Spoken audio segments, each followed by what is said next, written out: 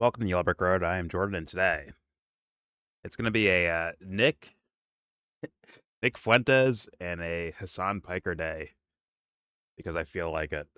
And people are starting to look at these guys a little bit sideways right now. You know what? I'm like, okay, let's see what you guys got. And we're going to cap it off with someone who I've listened to for many years. Not my favorite, not the best by my standards, but still very interesting stuff and very, I think, important stuff to hear. Uh, Mr. Gabber Mate, Aaron's daddy. Let's call him Aaron's dad from now on. Aaron's daddy. Right. Gabber's LeBron. Aaron's fucking Bronny. Trash can. Anyways, before I get started, don't forget to share support. Hopefully donate to all the links in the description box. Also, please check out the Discord link if you want to join that. We're in that Discord right now. All the pins are welcome, and obviously everything I show you will be linked in that same description box. Like this. I just thought this was funny. Nick Piker and Hasan Fuentes are both voting Democrats with a purpose for the midterms in the fucking picture. I mean, perfect. Perfection. There it is. Oh, that's just funny. Voting Democrats with a purpose. But, all right. Once again, Nick has had a problem with Dan Bilzerian, however the fuck you say his name, having a little hissy fit with each other about who's whiter. I don't know. Listen, I don't know what these dumb fucks are arguing about, but this video right here that I'm about to play kind of showcases that this guy, I knew people give him credit for being witty and intelligent, but I'm like, this guy's actually dumb. He's actually a dumb person. Listen, someone can speak very clearly, get all their words correct, and speak fast, right? Like a Ben Shapiro type. It can speak fast, and it sounds clear, but the substance behind it could be absolute dog shit. And we're about to hear that right now. Here is Nick Fuentes, in a way, boosting up Randy Fine. You know, Randy Fine cheering on the killing of kids in Gaza for the sake of Israel, right? Or his love for Israel, whatever the fuck he's doing. Over Dan Bilzerian. Let's hit play. Here we go. Randy Fine is a Jew that wants to cut foreign aid to Israel. Dan Bilzerian is a Jew who wants to cut foreign aid to Israel. What even are we accomplishing here? He says, I'm deploying to Florida. We got to unseat Randy Fine by any means necessary. He's a dual citizen, and he says he wants to cut foreign aid. I don't believe him. Dude, you're Jewish, you're a triple citizen, and you want to cut foreign aid to Israel. So what actually is the difference at that point? And then you want to draw a line in the sand. You want to divide the movement and expel the Groypers. There's this big move now to exile me, to defeat me, exile the Groypers. You want a huge schism in the movement because we're not obsessed enough, and you yourself are Jewish. That's crazy. Okay, so for one, he's making it about Jewish, obviously, because he's appealing to that. Also, it's kindergarten psychology, but a psychological technique of, kind of recognizing yourself as, what the fuck is going on? Stop dancing in the background. Where you recognize... Oh, my bad. Are you doing a video? I am. I couldn't really hear you because I had you turned down from all the crying. Hold on, hold on. Okay. There you go. All right, now I can hear you. My okay, bad. yeah. Anyways. Are you trying to play that Kevin Hart roast? My bad. Yeah, I'll be screaming and crying over that too, just so you know. I just wanted to hear the Cat Williams part. All right, go ahead. You can. Anyways. So a little kindergarten psychological technique is to recognize with the crowd and say, I'm one of you, you're one of me. So when they take me down, they take all of you down too. And when he says the Groypers, I mean, he basically talking about people that he's the figurehead of, basically, right? I'm the figurehead of this group that, and let's be real, more and more, day by day, are becoming more and more disillusioned with this fucking guy. Let's just be honest. Also, hold on to that word disillusioned. You'll hear it later. So it's like he's appealing to something rather than like saying outright, going towards principles, policies, whatever the fuck, right? Because Dan Bilzerian does, if you guys look at his Dan Bilzerian and Nick Fuentes' like their ideas and policies, I assume they're kind of close to each other. And Randy Fine is the exact opposite.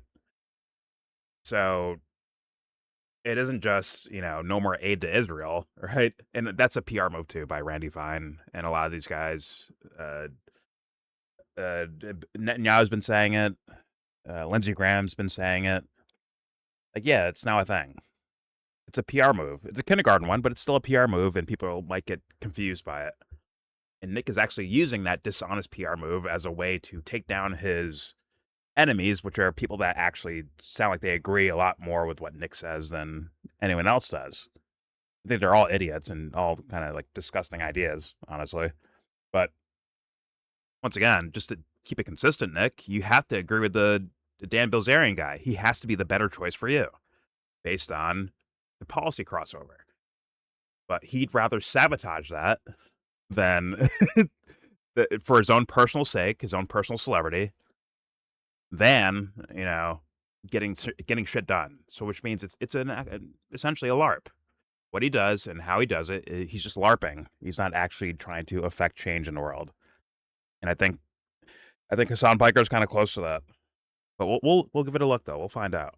Let's play more of Nick and his dumb fuck ideas, which make no sense politically, makes no sense. The way the character's portrayed on the surface, like it doesn't fit the character, but yet he's doing it anyways, and thus he's gonna have more. He's gonna hemorrhage more fans. He's gonna lose more fans over this.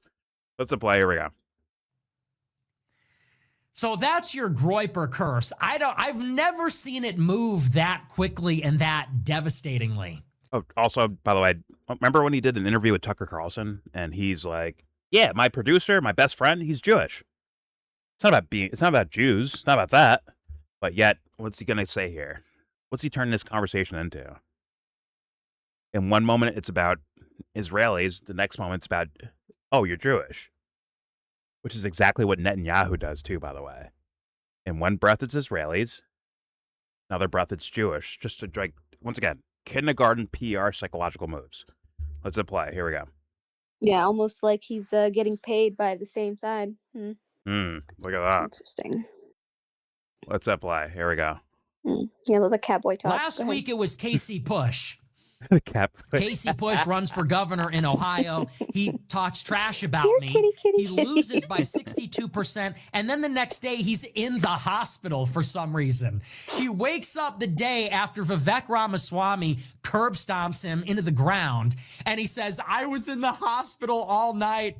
I don't think Vivek can do anything. And then his entire campaign staff revolts on Twitter and says he has anger issues and he was a raging maniac and he ruined his own campaign. That was last week. Dan Bilzerian attacks me on Thursday. As of today, he's down 15% in the betting markets for his own race. They canceled their first event, which was supposed to be held today. Wasn't even in their district that he's running in, by the way. Are you saying that's because of you? Because people love you so much that if Dan disses you, he loses numbers. Is that what you're saying, Nick? He's really projecting that like Trump, like wannabe kind of. Yeah. I don't know. Just yeah. Meanwhile, That's interesting. Honestly, Just channeling. Honestly, let's be honest about this. It's probably Dan Bilzerian's dumb fuck ideas that regular people, not internet fucking edgelords, but regular people are like, this is disgusting. No, thank you. Yeah. And same would happen to you, Nick. No matter how many groypers reject. show up on your internet fucking show. They'll be like, ugh, who the fuck is this guy? I guarantee they all don't live in a certain district in Florida somewhere, right? I'm sure it's nationwide style thing, like small pockets across the nation, not all in one fucking district in Florida. There's no fucking chance Dan Bilzerian's probably winning that. No chance you're fucking winning that. And if Randy Fine won in the first place with all the gross shit he's saying, then there might be like a certain ideology going on over there or wherever the fuck to where that guy's allowed to do that. And you guys taking this opposite position, but in a, let's be honest, disgusting fucking way. Guess what? You're not fucking doing anything over there, most likely. But I don't know. I don't know enough, to be honest with you. But I definitely know enough to where if I played this in front of my parents, my uncles, my aunties, if I played your guys' shit, Nick and Dan Bilzerian's fucking content in front of them, they'd be like, ew, ew, who the fuck is this guy? Like, it is what it is. But, all right, let's keep playing. Here we go. And then it gets discovered purely through this exchange that he's 1/8 Jewish. And by the way, yeah, that does make you Jewish, actually. If you're 12% Jewish, argument? yeah, you're Jewish. What do you think this is, anyhow? And by the way... So, wait, hold on 1 second. So Jewish is like an ethnic thing? I'm sorry. They do this shit all the time. That's really interesting. It's a constant dance, apparently. Okay. Okay. It's a constant dance. You have Israeli, you have Jewish religiously, and then you have Jewish ethnically, and they do the dance 24/7. Well, it's a cultural thing as well. Like, but there's also different types. They try to overcomplicate this shit. I feel like just to like have shit to bitch about. I don't know. It's weird. Fair enough. It's weird, but they need people like Nick. They need Nick. Honestly, he might be getting paid by the ADL. He might be one of those Southern Poverty Law Center. You know, one of them checks might be cut for Nick. Who knows? Now that's all I'm saying. And I've had this idea even before all this stuff was happening. So it's not. It just I don't know. It's weird. No, I agree. As there's something worth looking at over there. But what I thought you were gonna say was that this guy's 1/4 Mexican. So yeah, that too. But, but why is that even the argument? Like, who cares? Like, I don't. It's just taking his logic and saying, "Hey, how about you?" Right? And what does Nick want to do? They should be deporting all of them. Get them all out of here. What, your family lineage? That one? Get rid of them? Okay. Yeah. I don't know. All right, odds Nick has had a taco in his life. What are the odds? He's probably eating a taco right now. You know, he probably goes to taquerias all the time. No, bro. He probably gets the Al Pastor. You know, like just no, he's out there. That'd be psychologically like traumatic for him to do. He can't do that. He avoids Mexican food, bro. He has to run for his life. He's like, oh no, tacos are delicious. My deeper urges. Like a real taco or Taco Bell? No, like a real taco, like a real one. Yeah. Oh yeah, no. He's avoiding that shit. No, I must be as white as where possible. They're like carving out the meat like in front of you, like at the fucking at the spot. He needs to maintain his whiteness as much as he can. So he probably avoids Taco Bell too. He's like, no, you know what? No chalupas for me today. No Taco Bell, no Tex-Mex either. no Chipotle. He's only going to California Tortilla because it has California in it, and that's America. He like vacations like cold area, like he vacations to Alaska during Cinco de Mayo just to like be the opposite of it, opposite of the spirit of it and shit. All right, here's the last 20 seconds of dumb fuck Nick Fuentes. This guy's actually stupid too. He's actually a dumb person, actually like a really dumb person. Quite interesting, but he talks fast. I'll give him that. He talks fast. And he's very like clear worded. Like his words are clear sounding. Like he pronounces words clearly, but behind all that is a dumb fuck. He's a really bad, a super dumb fuck. And he could also be the other thing, the sus thing, right? Like, oh, you're getting paid by someone. But all right, let's play. Here we go. But it's like, that's you can learn how to do that. You can get a speech coach, or like a voice, whatever, or what do they call it, speech therapist, shit like that. Like you can do that. You can go to acting classes, but I can't like teach you to care about shit. Like I don't, or be like honest and shit. Or think harder about anything. Yeah, like I can't do that. But people have that perception because they can't, because they don't have speech coaches. They're just regular ass people, and they see this guy. Look, he talks so fast and clearly that he must be good. He must be smart. He must be thinking so fast. Yeah. Meanwhile, it's like a dumb fuck. Let's play. Here we go. That's your entire shtick, is it not? He just got done attacking Dave Smith and saying that Dave Smith is a token Jew who is deployed to say an acceptable criticism of Israel. You said It's that. like, dude, Yep. you're Dude, you Jewish said that so far. too. Literally, he has said That's that. crazy. Yes, that is literally what he said before. Yeah. And I'm like, you guys on paper have blatant ideological crossover with each What? other. Blatant. Does this guy have memory loss? Maybe he smokes a lot of weed. Like, what? We ain't doing that to you. That's too much. That's true. I know. Crazy ass chronic.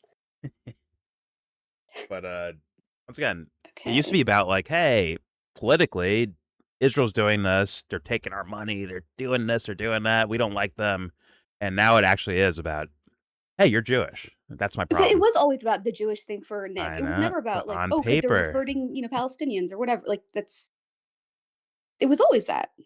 Yes, but once again, when he says it blatantly, it needs to be like pointed to, I think, because some people don't No, realize I that. understand that. I'm just saying, like, wasn't he already saying that blatantly before as well? Because he always talks about like, oh, like, But he does ethnically rebrands every so Jewish. often. He does rebranding a lot. Like, remember when he did like the Tucker interview, where now it's like a kind of a yeah. rebrand almost, and now he's like, "Fuck, I'm hemorrhaging fans. Let me go back to it. Let me outflank Dan Bilzerian and being the true Jewish hater on planet Earth here." Like The true alpha male.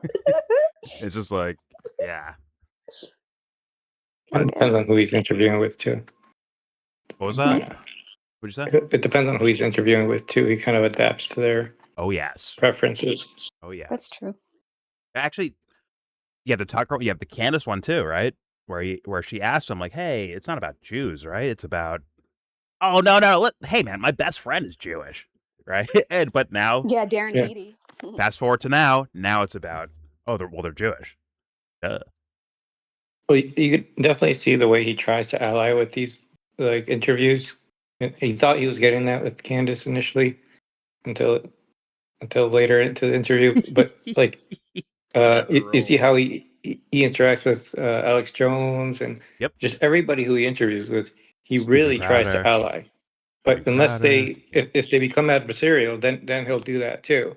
But he reaches and tries to like make allegiances to basically for viewers, I think. Well, that's it to a T, Jesse. Like it just observationally, like from the outside looking in, like it's the motive it seems like it's selfish, like on the like blatantly selfish, because once again, Dan Bilzerian, these guys have crossover with words they say of policies they want. Dan Bilzerian and Nick Fuentes have a lot more crossover than him and let's say Steven Crowder, who's full blown on neocon status, right? Like he is essentially Ben Shapiro without the Jewish part, Steven Crowder. He is gun-ho for neocon style policies and destroying the Middle East, George W. Bush style, right? And somehow he's having a very, like, friendly, comfortable conversation with him without even scorching him on shit that's blatantly just off, that Nick has said is wrong before. So it's like, huh. So it is actually about you. It's not about a movement or some shit like that. It's about you. And thus, the beginning of this video where he's appealing to the groypers to say, hey, when they attack me, they attack you. So you know what, guys? Fuck this. We're going this way, right, guys? Right? Please follow me. Come on, guys. We're going this way. He's the only groyper I can name. Right? Like, I don't even know. Well, hang on. It's just like, it's blatantly just sad and obvious what the fuck this guy is about, bro. It's not about some movement. Once again, he would have some, like, politically, like, when it comes to policy crossover, when it comes to Israel, at least. He'd have some crossover with Joe Kent or Marjorie Taylor Greene or any of these guys, right? But he has to curse them because they cursed him. So now it's not about policy. It's not about a movement. It's not about getting things done. It's about what? Make sure Nick looks good. And that's what he's defending here, trying to maintain his status as whatever, King Groyper. But all right, let's keep it moving. Let's move on to the other person that's a part of this video. Who else? Someone who I also think is quite a phony individual. And I'll show some evidence for that. Let's go here. You can see this. see the quote tweet here from Hasan Piker. Democrats, do not try to engage in China hawkery. Please do not repeat your mistakes. The best and only path forward is peaceful coexistence and cooperation. I guess in regards to China, right? Don't fucking do this hawk shit, right? But then you see this. She terrifies the establishment, right? And he's talking about Kat Abou-Gazaleh. See her shirt right there, collusion, right? In Chinese, I guess. And we've heard her statements in regards to Russia and Ukraine, right? Where it's like, oh, you sound like a hawk on that topic. You're a dove on, I guess, in words, you're a dove on Israel, Palestine, and all that over there, right? But I think she's Palestinian lineage. But when it comes to Ukraine, Russia, you sound a little bit different. You sound like Hillary fucking Clinton, don't you? As it was exposed, and then they had a follow-up interview with Ryan Grimm and I think it was the Emily something girl from Breaking Points, and they had an interview with Kat Abou-Gazaleh, and she doubled down on being essentially hawkish towards Ukraine, Russia, and which makes me assume, I haven't seen it personally, but I'm guessing when it comes to China, it might be something very similar. Emily's another one of those women who gets her cardigans from Kohl's as well. I can tell. I would let her spank me though. I'm in. No shoulder pads. Anyways, but yeah, you can see once again hypocritical. And will he say a fucking word about it? Of course not. Of course not. Would you expect someone to be like, I don't know, genuine about their, their sense of morals and principles and ideas, whether it just sticks to strictly a political level or something deeper than that? What do you expect, audience? What do you expect? Let's keep it moving. You know why she's big, right? Because Elon Musk, sued her or something like that. I don't know. I just That's know what What was that? He did what? He sued her or he mentioned her somehow, and that's what put her on the map. I got you. Okay. Okay. Yeah. That could be a setup on its own, honestly. Yeah, no, it actually is very much because as soon as he mentions you, that's you got millions of people's eyes. It's like, oh, Elon hates you. I love you. There's that kindergarten psychology again. There it is. Mm-hmm. Where it's like, hey man, I'll know I made it if CNN's like, breaking news. YellBro wrote on YouTube. They're terrible. We hate them. All of a sudden, I'll have 1 million new fucking followers out of nowhere. It works, guys. The point is, just don't fall for shit like that, ever again. If you catch on to it, don't fall for it ever again. Just don't let these appeals to authority like that fucking work on your mind. Stand above it. Listen, if this guy who I like on the internet is full of shit, guess what? I'm the solution. I'm the cure. You become the thing to where, whether you're on the internet or not, you are the fucking the immunity to the fucking the psychological disease that exists out there. You become the proof, the solution, the cure. Be that thing. Do not put all your fucking faith and everything into some fucking person you never met before, or even if you met him, whatever. Be critical thinkers, please. Otherwise, you're doomed to repeat bullshit over and over and over again. Let's keep it moving. Now, speaking of Hasan Piker, maybe boosting up dogshit candidates, right? And by the way, this lady is dogshit to me based on those foreign policy things right there, where it's like, isn't the aim full blown no war anywhere because it's bad, blatantly bad on a simple level? Why is she wearing a shirt with Chinese on it? You see how her shirt has Chinese lettering? Yeah, and it says she's collusion. anti-China? And it says collusion under it. Collusion. I believe. Can you read Chinese, Ed? I thought you were Korean. I am Korean, but I can tell when the characters are Chinese versus Korean versus Japanese. No, I know. I can tell too because of the bubbles. Because Koreans have the circles and stuff. Yeah. But yeah, this is Chinese. I can tell from No, I just didn't know if you could read. I cannot. Okay. Either way, it's I might look for this later. I just thought it was funny off rip, but I might look for this later if he did an interview with her and she was actually wearing this shirt implying that China's a part of like some sort of collusion, corrupt action in regards to the U.S. and all that stuff, which would be what? Typical Democrat, establishment Democrat shit, right? That's as like on the surface as it gets. I mean, both parties do it too. They both have their problems with China in whatever form or fashion. But speaking of a candidate that Hasan Piker has spoken about before they got into office and actually did policy, just to show proof that this guy can get things quite wrong, like so, I mean, opposite level wrong. How about this? Here we go. Forgive me, the speed's going to be sped up based on someone clipping this, but here we go. Will it play? She's rolling him pro-Israel, pro-police progressive. Brother, be real for a fucking moment. You're out of your mind. Like, I don't like that either, for the record. I don't like John Fetterman's, there are a couple things that I don't like about John Fetterman. You basically described them. But like, if you're going to fucking follow the ins and outs of electoral politics. Okay, so off-rep, right? John Fetterman. Now we know what that guy's been saying and doing as a policymaker, right? He almost votes the opposite of the party when it comes to Israel topics, which is, you know, whatever. But like, he almost, it's full-throated support for Israel while they're doing the most televised genocide we've ever seen. As they're doing it, this guy's in full support of Israel as it's happening. And this is Hasan Piker before this guy got into office, really. I think before he got into office or as he's on his way into office.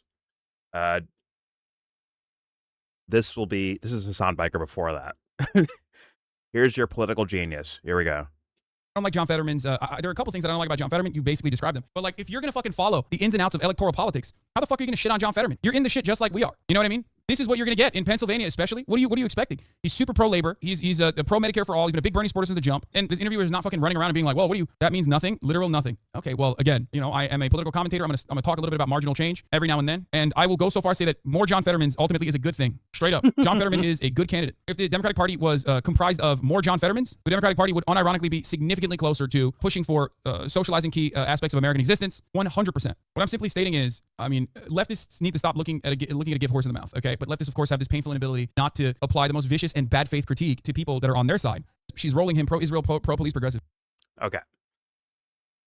So as you can see, man, if they were all just John Fettermans, we end up in a better spot. Unless you're Palestinian. And other places. Let's be real. Iran too. A lot of foreign stuff. And probably domestic stuff too as well.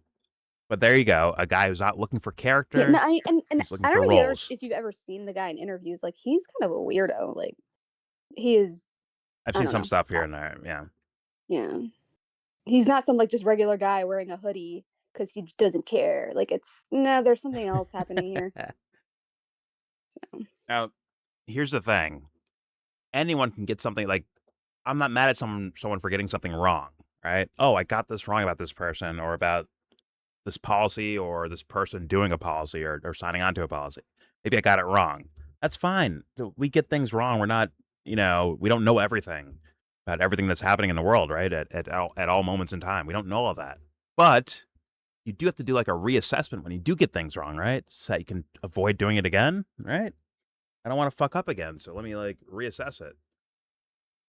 But as you can see here from Potato, someone named Potato, Hasan Piker endorsed pro-Israel Fetterman and never made an apology or analyzed how, most importantly, didn't analyze how he got duped. More importantly, say, hey man, say the sorries for yourself. Like say you're sorry to yourself. Forgive yourself for getting something so wrong, right? But this one, I think, is necessary as a political commentator or any commentator on any topic. If you get something so wrong, you should be like, man, I need to like break down how I got duped so that other people don't get, like, I'll show you guys what I went through to understand how I got duped so that you don't fall for the same mistakes. But don't worry, just keep it moving, pretend you're right, because potentially, and I actually, actually on the surface with Hasan Piker, I believe that he believes on the surface what he's just based on words he said out loud, not reading it deeper into it, but on the surface, it looks as though he might think that, hey, if I go down, the movement gets hurt. So thus, I can't acknowledge my mistakes. If I did something wrong, I have to hide it because it'll hurt the political movement if that happens. You good? That's true, But there's also people who will overlook all the other heinous shit other people do because they do one good thing. And that is very pervasive, and it scares me because it's like, wait, Yeah. what? Like, so you're gonna just overlook all these other things? Like, that's not gonna be taken into account? It's like, no, but they're doing good here. They make impact here. hmm So, just saying, Oh yeah, it's a problem. a lot of material differences as an argument of, hey, listen, this other guy's going to support Israel no matter what. So like, at least you get, Medicare, boosted out of this or whatever the fuck, right? He likes Bernie Sanders, some of Bernie Sanders' domestic policy, so thus he has to be better than the other person, right? I'll take my incremental direction this way, but like, as long as you say, like the thing I say to Kyle about Kyle Kalinske all the time, like, hey, make sure you go find one of those Gazan kids with their limbs blown off and say, hey, man, things are better. Yeah, your arm's missing, but hey, things are better in the world because this guy got elected. As long as you do that, like, hey, man, it's a rough road to walk, but like, if you're gonna be the honest guy in the room, right? At least you can do that, right? Maybe you're not a politician, Hasan Piker, but you can be the honest guy in the room, right? Like 24/7, right, Hasan? You could do that. Why not do it? But then again, even if this guy meant well in the attempt of trying to change things politically in the world, uh, he my guess is he would do quite a bit of compromising to make that happen, which means Also, I'm gonna avoiding be talking about honest. his own character. When Silver showed us that Hassan said he doesn't like to listen to music, it's like, I don't know if I can trust somebody who doesn't listen to music. I don't know. That's just like weird. That is another level, It seems like, in my opinion. it's kind of like Sorry. the picture of him reading Lenin on a train or something On like the that, train, and he was getting roasted in his comments. where it's I like, saw Wait, that shit. quick question. In the background, is that someone on a guitar or is that the Queen Elizabeth? Who's on the poster behind him? that's Queen Elizabeth next to Obama, I think. Oh, interesting. Okay. Yeah, I I don't thought know. it was guitars for a second. No, I think it's like I don't think it's like a celebratory thing. I think it's like a mocking thing of the both of them in a way, like a funny meme looking thing. Okay. Okay. But it's once again another image to make yourself look like you're punk rock when in reality you're Britney Spears, right? Or Christina Aguilera. I'm a genie in a bottle, baby. But then again, he wouldn't listen to that. Comes on. To go back to like people, the Nickelback, thing is what? that I definitely listen to that, and I love Christina Aguilera, so don't even. She has a good voice. So. Just her music's kind of Yeah, corny. she does. A beautiful voice. It's some corny music though. It is what it is. before when you said that when these people do She was a one good teenager. thing Fuck you.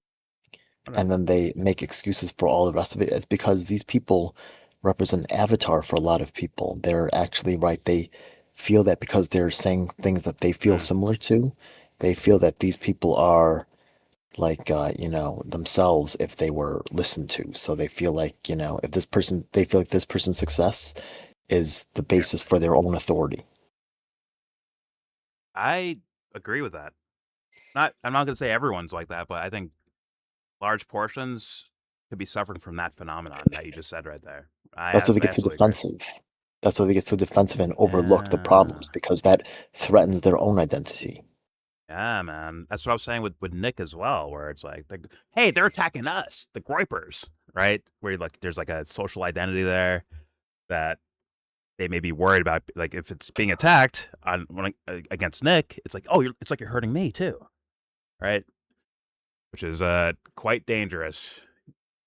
People out there. And if they're hurting me, they're hurting you because they want to get to you through me. Yeah. So that's another. Because their development is incomplete because they've been taught to be consumers.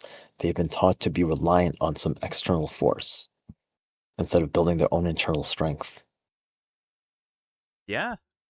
Although, once again, external is fine. It's just you have to do the internal work first. The internal, find yourself, find your strengths first, and then you can look out and be like, okay, I can engage with this person or that person without succumbing to weird psychological phenomena that can happen, right? Of being tricked or bamboozled or whatever the fuck, right? Of being lured off a cliff, right? But our system is built to make people weak and dependent.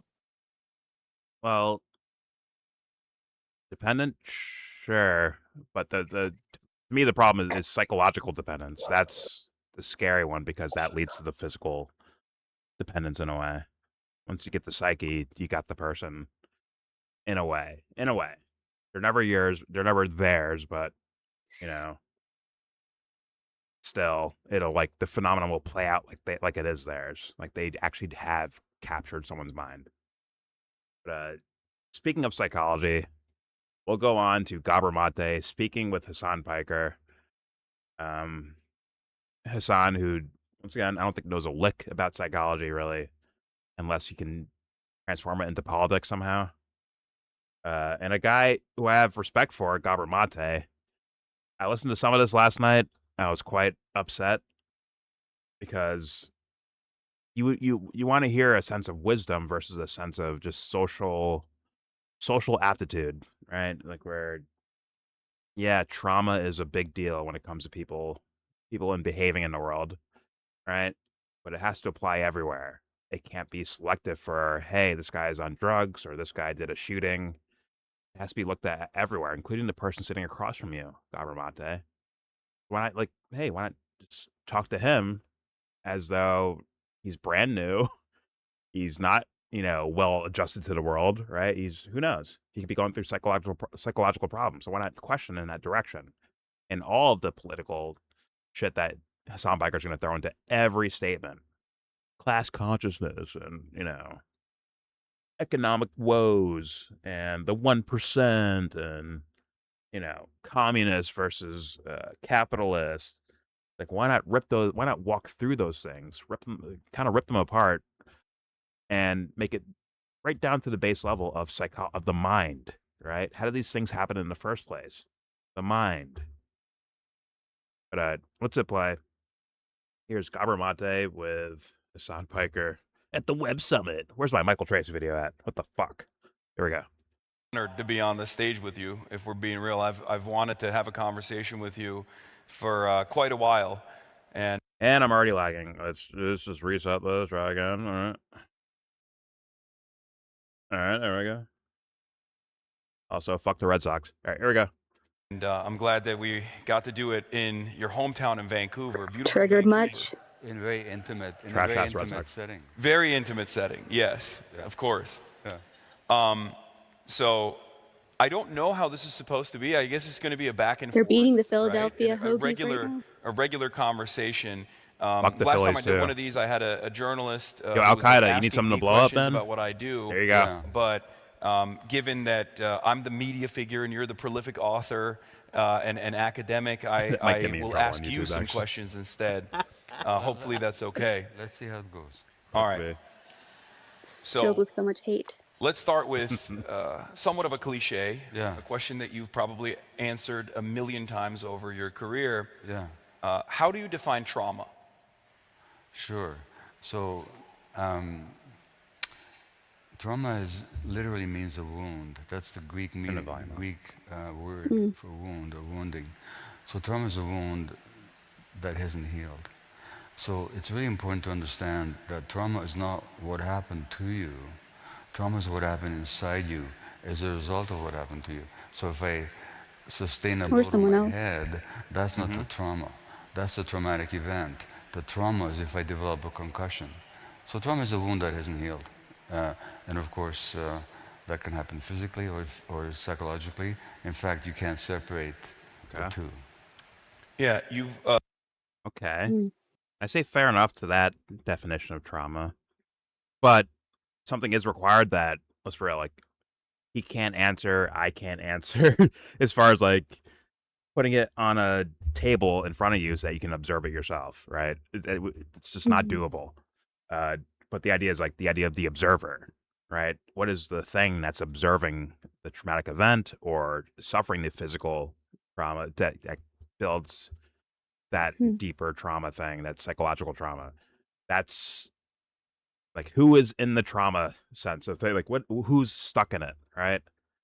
Who suffers it? It's like, it's not one thing. It's like a constellation of a bunch of different things that you could not, that you couldn't materialize. So it would be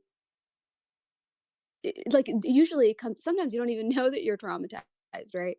Yeah. and it kind of comes out during dialogue or conversation or reflection, whatever. So it's just it.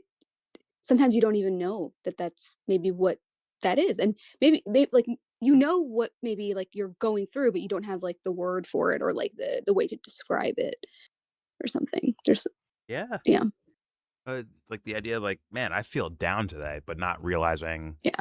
exactly why, because it's hmm in a way what I would call the ego. It's like in the background, and the ego doesn't see it. It just sees outside of itself. It sees, here's my desk, my computer, my laptop, my screen, right? But then there's like something happening in the background that they don't recognize why they may feel a certain way in any given moment, which Yeah. sucks, right? It's it's a weird it's like a blessing and it sucks at the same time. Yeah. But But it is, I think there isn't somewhat of a like a latent awareness that it's there, because then you'll like listen to a certain song or like you'll hear something or smell something, and then like you start crying and you're like, what is wrong with me?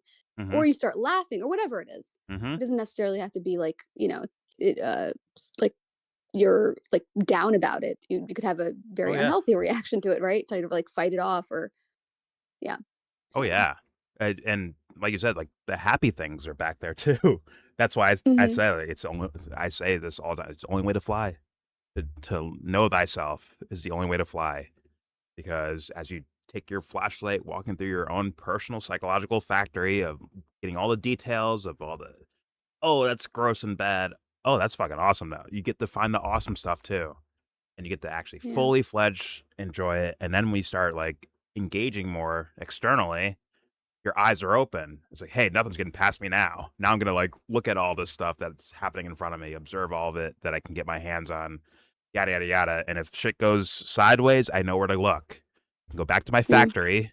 Instead of a flashlight, I'm holding a fucking ball of sun in my hand. Now I'm using that to walk around. And I have every little detail memorized, every nook and cranny covered. I can see all of it. That is the only way to fly, in my humble opinion. But hmm for the sake of this conversation, it's not a bad way of describing it from Gabor Mate right there.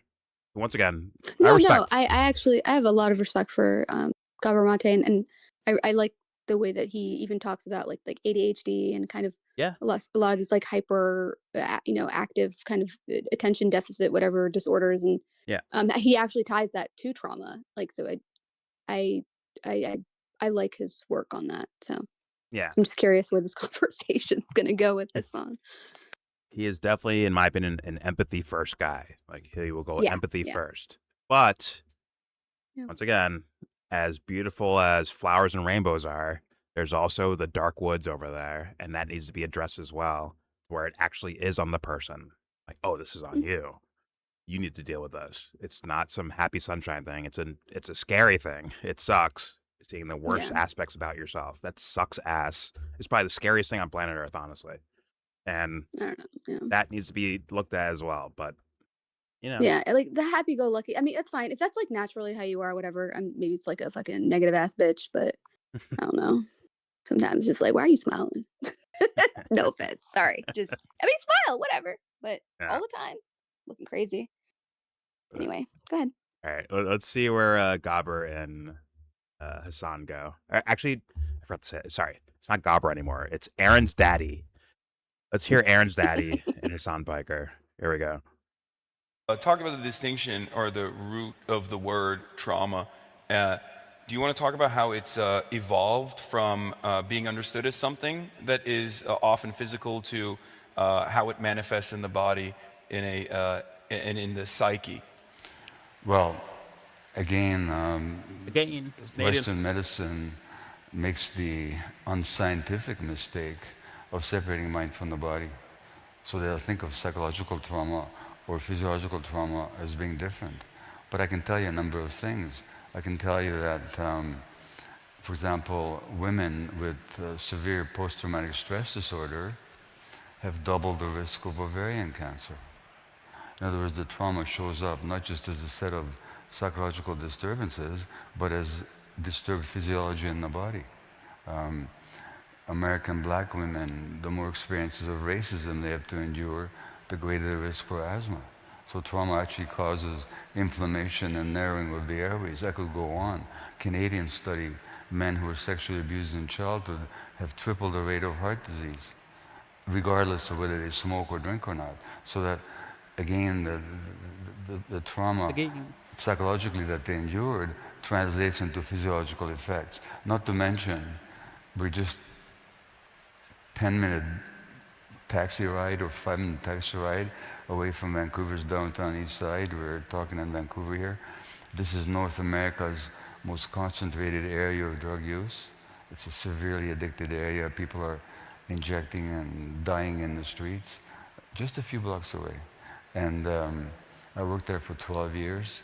In the 12 years that I worked down there, I didn't have a single female patient who had not been sexually abused as a child. So trauma shows up in all kinds of ways. Mental health conditions, addictions, physical illness, of course, troubled relationships, shame about who you are, shame about the self, and loneliness. And that's where we start going into like, okay, we should look at the dark woods of the situation, right? And it begs some questions here, Gabramate, about who the observer is. Like, is it automatic? Because then in a way, you're taking agency from someone. Let's say someone who was sexually abused as a child becomes an adult. You're not saying automatically they'll be like this now, right? Obviously, he's not saying that, right? But you're saying that trauma thing is there. But how is it perceived in the first place, right? Is it automatically because this event happens, you will be traumatized? Or is it perceptions of the person? Is that a part of it? Like, we can't leave this whole self thing out of the equation, which I'm not saying he's doing that, but for the outside listeners, right, they kind of take for granted that, hey, sexual abuse, that's bad.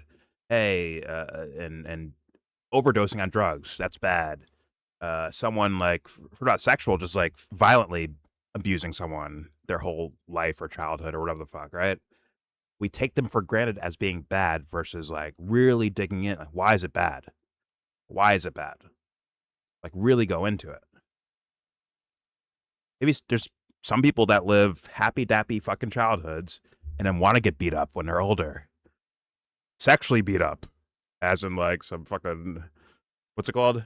The whips and chains and shit like that. Right?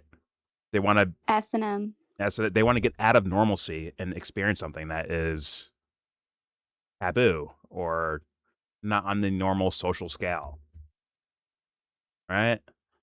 I'm just saying, like, need to add, like, I get he's saying simple things for the sake of conversation, but like, there's a lot more depth and a lot more complication when it comes to the mind and why people do what they do. And that really needs to be extra dug into if we ever want to find a solution to the problems we see in the world. And who's the best scientist for your own mind? You!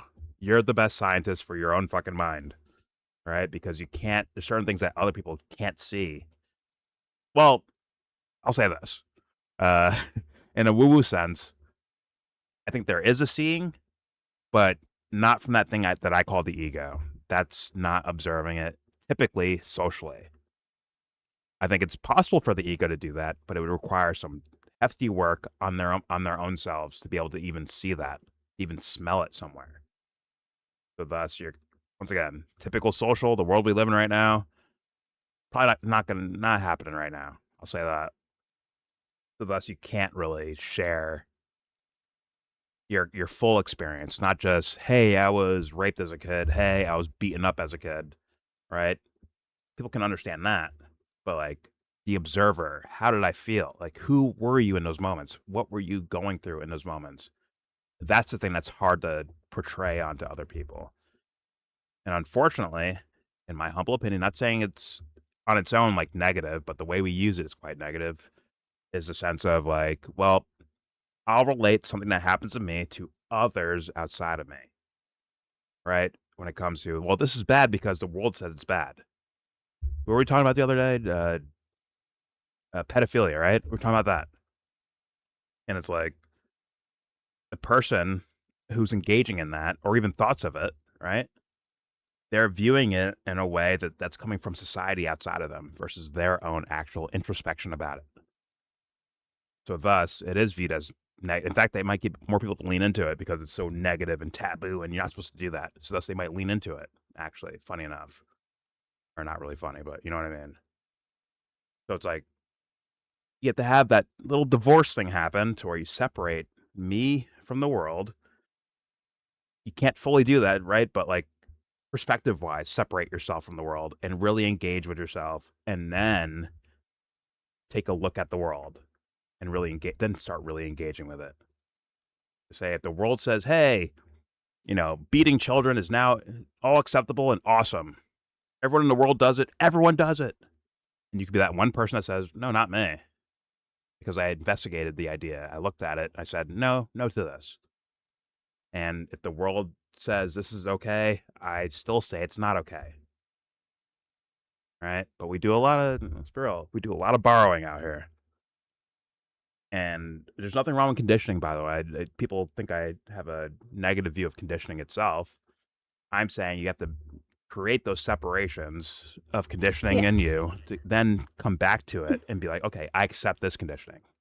I accept copying my dad's handwriting or copying my mom's cooking style, right? I accept that conditioning. I accept it versus something else where it might be in your mind negative. But God.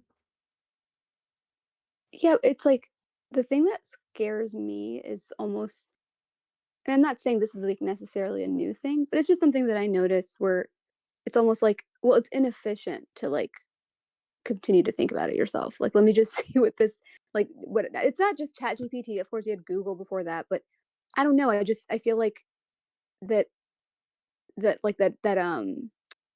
that feeling of kind of I just want to get it over with. Which again, like I trust me, I'm always in a huff and a hurry. I always in a rush. So like I'm not even coming from a place of like where like I never do that. But it's more of just like sometimes when it's just like too simple, it's like, okay, let's complicate it a little bit because maybe I'm wrong. So I don't know. But I feel like it's the efficiency aspect of it where it's like, oh no, let me just like, see what the chat says, or I guess you could say like maybe what my friend says as well. It's not really that different, Okay. but so I'm not even trying to blame it on like AI or whatever, but it is just something that I'm noticing, and I'm not trying to. I know I always make my sister like the bad example, but it's like even just kind of like asking like AI about like relationship stuff or whatever, things like that, where it's like, why are you like, why don't you like just think about that or like talk to the actual person? But it's I guess it's because maybe like not wanting to be rejected like that. I don't know. It's probably a myriad of things, but Well, it's that does scare me a little bit. something you're gonna have to approach anyways, even with whatever's happening in the world, AI or no AI, friends or no Yeah. friends. You're still stuck with you. You can't get rid of that. You're stuck with it. Well, it's a good thing I enjoy my company. What's going on, guys? Hello. Hi, KFC. Anyway. We're discussing AI. Oh, wait. You're here for psychology? Awesome. And your boy Hasan Piker's on screen. You're here for that too? Okay. I was, I was just thinking of what Seb said because, like, nowadays I see a lot of people overly relying on AI now.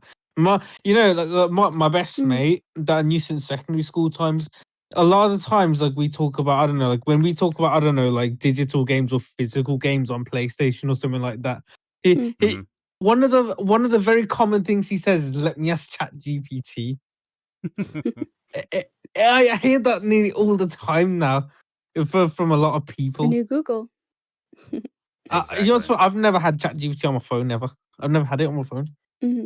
But that's actually not a bad metaphor in a way, because like you were saying, Sebs, of like asking it for personal life advice, right? Well, it's like, well, let's say we get rid of AI. They might ask Google. Okay, get rid of Google. They might ask their friends. Get rid of friends. They might ask their parents. Ask the bartender. Bother the fucking Exactly. barfly.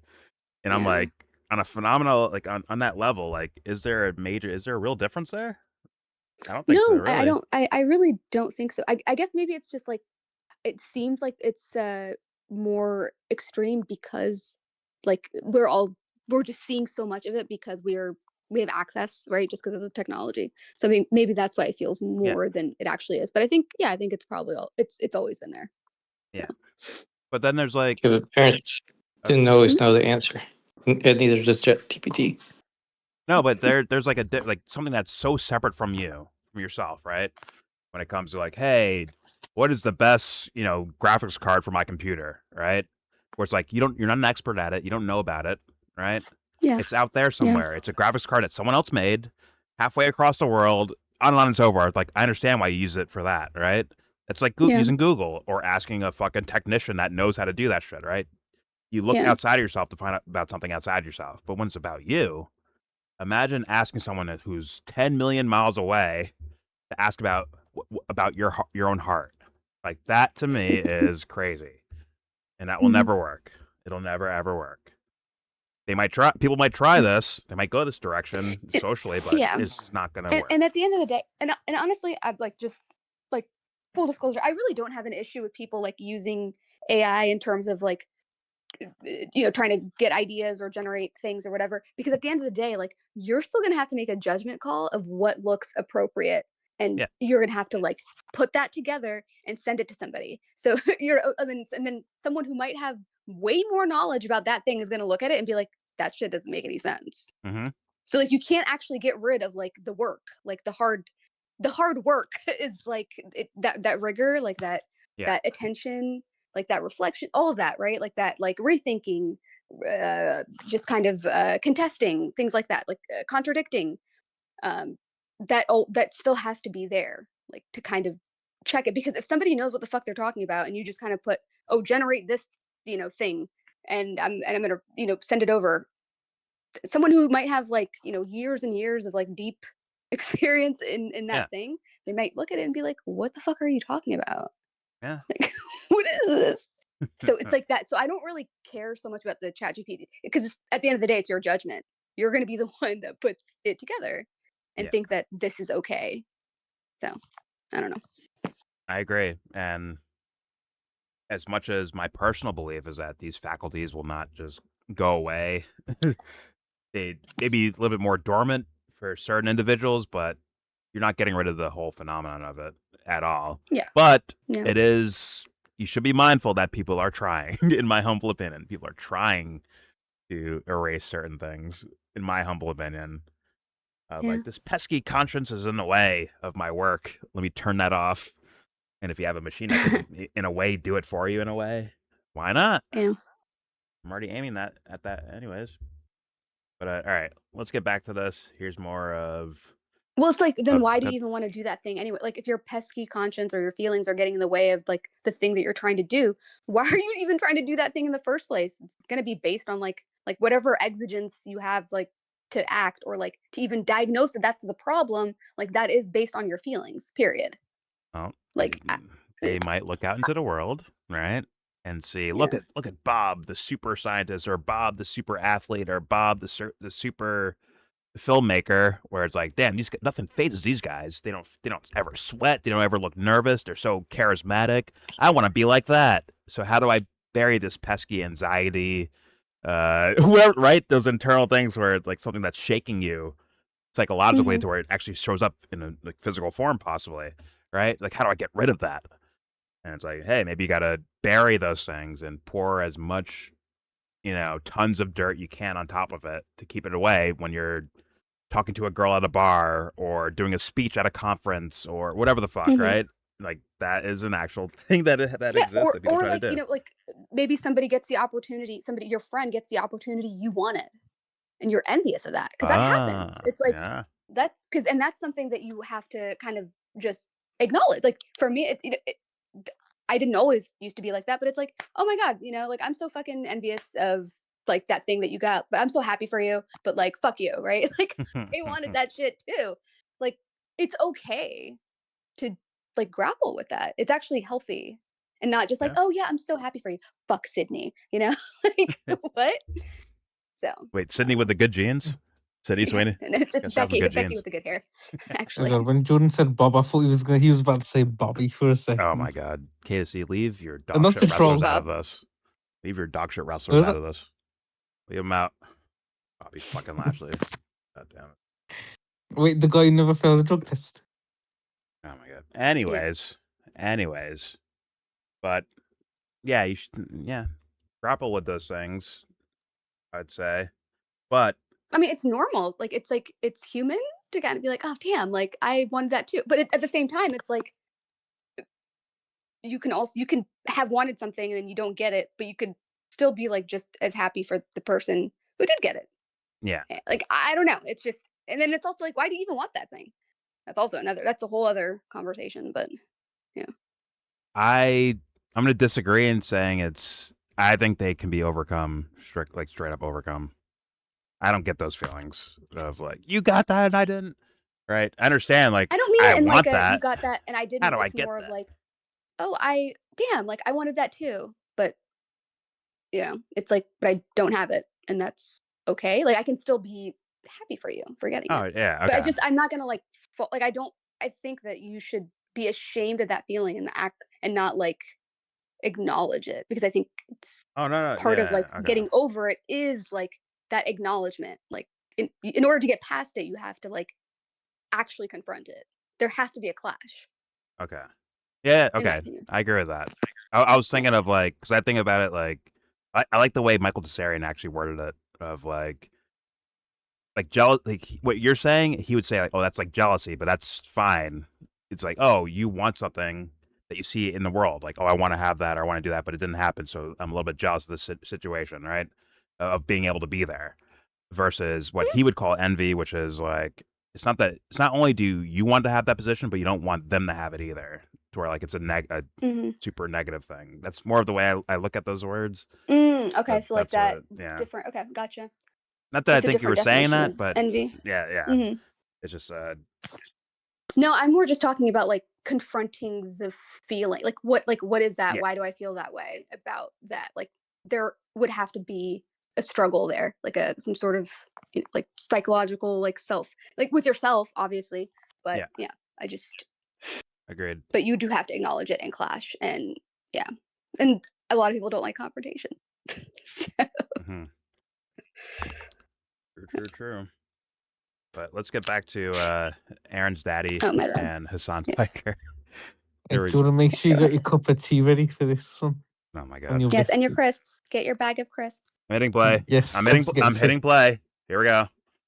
So, fuck me. I do want to talk to you about loneliness. Yeah. But before we get all to opinions that, are not welcome. I wanted to ask you, we talk about the individual, but how do you account for the systemic forces that accelerate the trauma that people are experiencing, oftentimes born out of systemic racism, white supremacy, things I've heard you talk about in the past, genocides that are unfolding around the world, numerous crises taking place, and how atomized we feel as a byproduct of the current capitalist mode of production that we exist under. Do you feel like this is a heavy contribution? Well, it's actually inextricable. Human beings are by nature what has been called biopsychosocial creatures. In other words, our biology is inseparable from our emotional states, which is inseparable from our social relationships. When I mentioned that women with severe PTSD have double the risk of ovarian cancer, nobody develops PTSD sitting in a room by themselves. Something happened. So that when you understand individuals, you have to understand the whole social culture that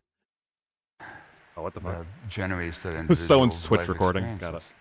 And a system which atomizes people, which sets people against each other, which teaches us that human nature is by definition selfish, aggressive, individualistic, greedy, acquisitive, and suspicious, that's going to separate people from each other.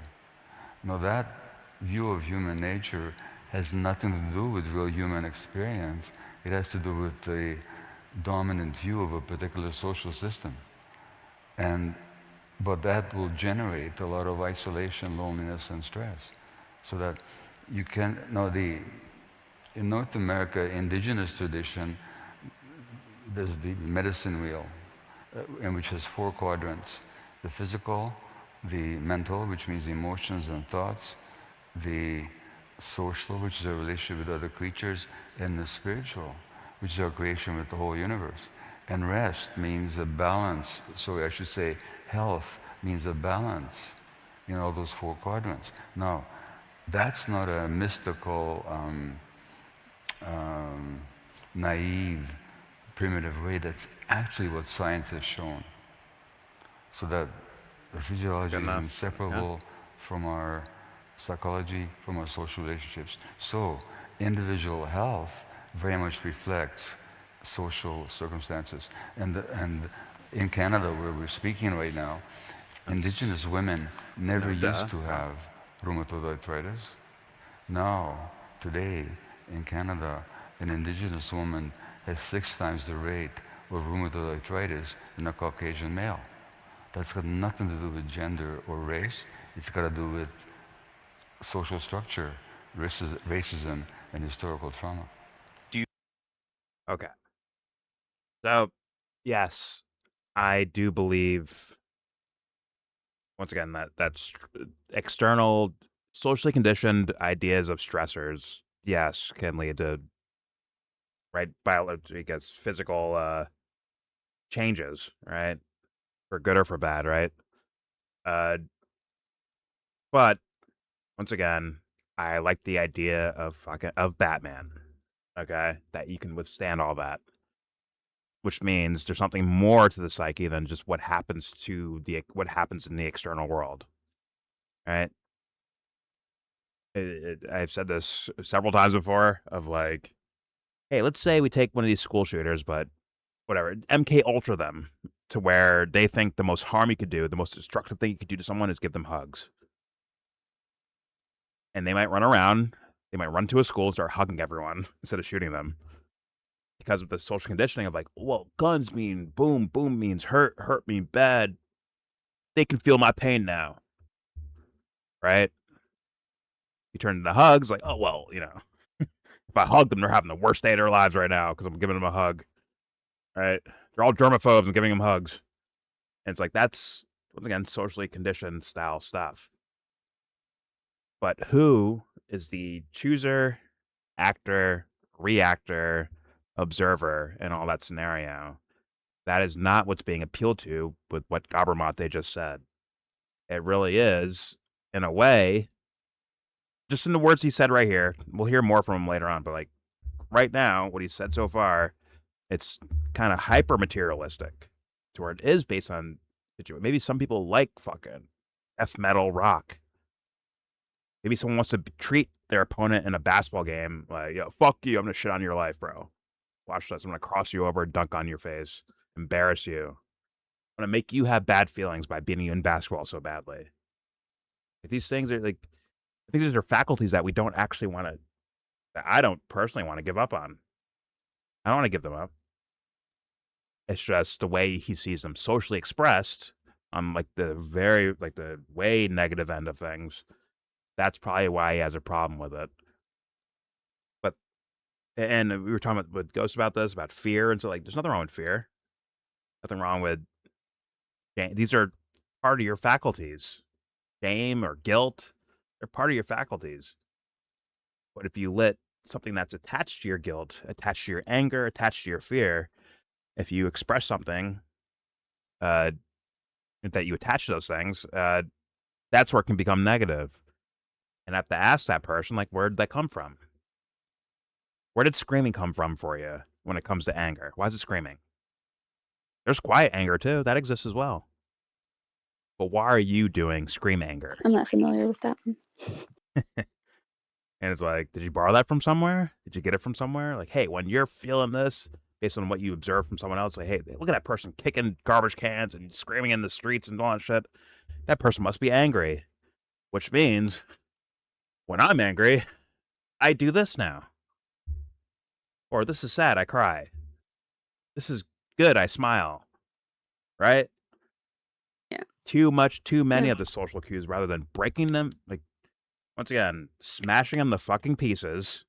The idea of it, right? You can't kill your anger. You can't kill you, essentially, like the real you. but the ideas attached to it, you can smash into pieces and then quietly put it back together the way you want it. Hey, when I'm angry, I get quiet. I get silent because that's what I want to do. That's how I express anger versus something else that you got from mom or dad or a friend or a stranger or TV or whatever the fuck, right? Like, why not be creative Because then with all it of it? confuses people when they like things are incongruent to like maybe what they're used to.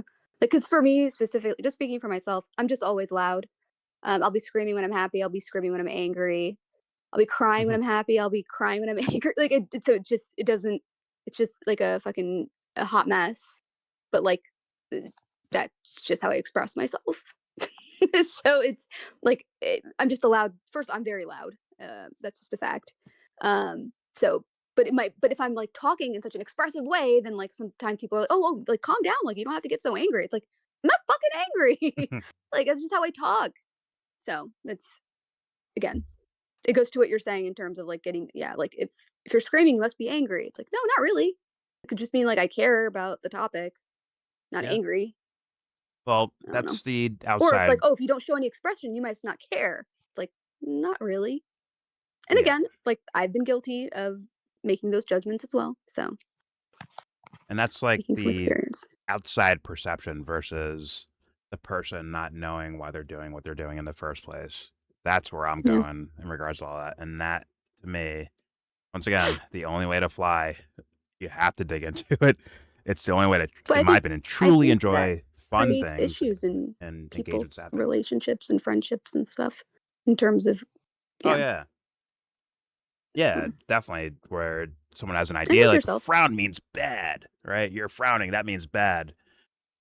And thus, they may treat you differently in those moments. But it's like, you know, if you give them room, like maybe they're not that sad. I'll leave room for them, but let me ask questions about it, right?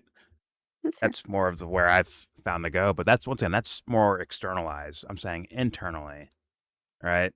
I think like the idea of yelling when you're mad, to be smashed to fucking bits and then put back together later once you took your flashlight through your warehouse and like, okay, what's that? Okay, every nook and cranny of that warehouse, it's all your psychological baggage, for good or for bad, and you go through every little item to where if the lights turn out, you can still navigate that room because you memorized everything. It's all yours, anyways, and that needs to be done. Little details smashed to bits, then put back together in your own image. In your image. I agree. And that becomes like, now it's like laced in gold. And now you're walking I around agree. holding the sun in your hand. Well, it's like it's almost like music. Like there's a certain set of like sounds and stuff, but you kind of you make your own song, you make your own melody, you make your own. Yeah. Like you can give everybody the same instruments or whatever and same access, but they'll all make a different song every time.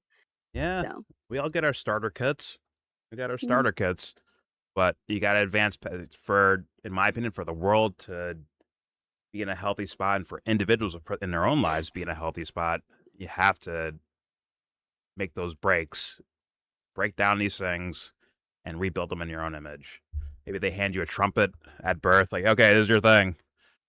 And maybe you smash it into pieces to where it's the first brass guitar of all time, like whatever. It's your thing now, right? You took the starter kit, something that's like just there in the world from typically your environment, right? Things you grow up around, right? The languages you learn, the culture you hear about, the food you eat, all of it. Whatever instruments the Guitar Center had left, Exactly. You get your starter's kit. It's always the flute. It's always the flute. I don't know why. But at some point, you got to make your own instrument. It has to be done because it's the only way to enjoy all of it. It really is. When it comes to something, forget about politics and bombs going off around the world. Forget about that. Just to enjoy watching Netflix, to enjoy eating cereal in the morning. Guess what? It gets better if you do this fucking work. It becomes different. Becomes engaging, actually. It's not some mundane action of, fuck, I have to eat calories so that I can fucking work today and move around. Instead, it's like an actual, you're engaging with the thing itself, and it becomes almost a purpose on its own. Meaning, like, if I die in 5 minutes before I get to my workout, my little food process, my food fucking ritual of like, this is what I eat, this is what I drink before I go work out. That ritual you're engaged with, you're experiencing the meaning of life in those moments. But if you're just blindly just like, well, I play trumpet because Bob gave me a trumpet when I was 5 years old. Okay, I'm sticking with it. Right, that's not good enough, man. Not good enough. But honestly, some people get kind of lucky, or they get put in a place where they get the thing that they would want to do anyways, and they just flourish at it, right? Like someone handed like Miles Davis a fucking trumpet at 5 years old, and he's like, "This is my shit," and it actually was his shit, in the first place. This worked out perfectly for him. But even he's got to do that. Even he's got to break it down so he can see why. Why is the trumpet so important to him? Not just, well, that's what I grew up with, man. What do you want me to do? I'm a victim of my environment. Forgive me. But all right, let's keep playing this. Actually, I'm going to reset because it's probably going to be laggy. Let me reset real fast. I almost clicked Teddy's Apex right there. All right, let's play. Here we go. Yeah, nobody wants to watch you play Apex. Anyways, here we go. You feel like it's almost spiritually like smallpox being brought in blankets, but this time, instead of the direct disease These are like trigger words from that. it's the systemic forces of capitalism, imperialism, colonial violence, and its remnants that are redefining the way that people who have been subjected to this kind of systemic violence are experiencing negative consequences. Gobber, he's taking your shit, turning it from a mansion into a dollhouse. You see that? He turned it into a fucking dollhouse with those words right there. And yes, he uses the word spirituality, but is there a lick of it in what the fuck he just said right there? Come on. I mean, there is, but not the way not the way I think this guy's going. But let's play. Here we go. Let's hear Gobber answer that question. Interesting how you frame it, because there's a concept. I think it's a Lakota word, but it's an indigenous my people? Native American term called Vetiko, Wetiko. It refers to the spirit of selfishness and aggression and exploitation. And it's called Michael Jordan, 5 seconds on the clock. Aggression, exploitation. Guess what? Those are fucking human things, man. Now, should it be used to fucking starve babies around the world? No. But if it's Michael Jordan with 5 seconds left, guess what? It works beautifully. Beautifully it works there. It's a work of art. But then again, these guys aren't talking on a hyper philosophical level. They're talking casually. I just want to point that out. But here we go. The indigenous people saw the white people as carrying that spirit. It's almost like a virus that infects you. That's exactly what they mean. So aside from gotta get more details structural forms of inequality being reinforced. Sorry, I talked over his question. There's got to be more details to that, but Hasan doesn't know the questions to ask to do that, in my humble opinion. Or at least he doesn't know yet, in my opinion. Here we go. Infects you. That's exactly what they mean. And also, like, and I don't have a problem with people doing it in a genuine way, but it's like the appeal to whether it's like indigenous or they were doing it like this. It's like, well, there's indigenous whatever the fuck everywhere, like whether it's to Europe, to here, to Africa, like. Yeah. You don't need to like appeal to some like mystical understanding of like, oh, it was like this before these people showed up or whatever. No, it was always fucked, and it got more fucked, and it's still fucked. So I don't know. I'm just kind of over that, like, kind of this magical, whether it's like the magical Negro or like the fucking indigenous knowing, like, fuck off. I don't know. If I had to guess, it's like as annoying as like the Western civilization, like. No. If I had to guess, no. There's some like undiscovered tribe somewhere in some jungle somewhere where there's an actual like almost like replicant Donald Trump somewhere walking around that fucking tribe. Oh yeah. It's like, yo, like if we don't get to the nitty gritty details of all this, Caprimonte, they think if we get rid of this social action or that social action, all of a sudden, oh my God, the world gets better. Meanwhile, it's like your thing is the mind, right, Caprimonte? So I think he's going to say it if he hasn't said it already about yeah. Oh well, there's communist groups in that a way, have these problems. But like, doesn't that kind of almost like dehumanize that? Well, like when you put so Take much agency on, a bit, right? yeah, like it's kind of weird. I don't know. Um, I don't think it's healthy. It's like But a fetish almost. It becomes like a fetishizing.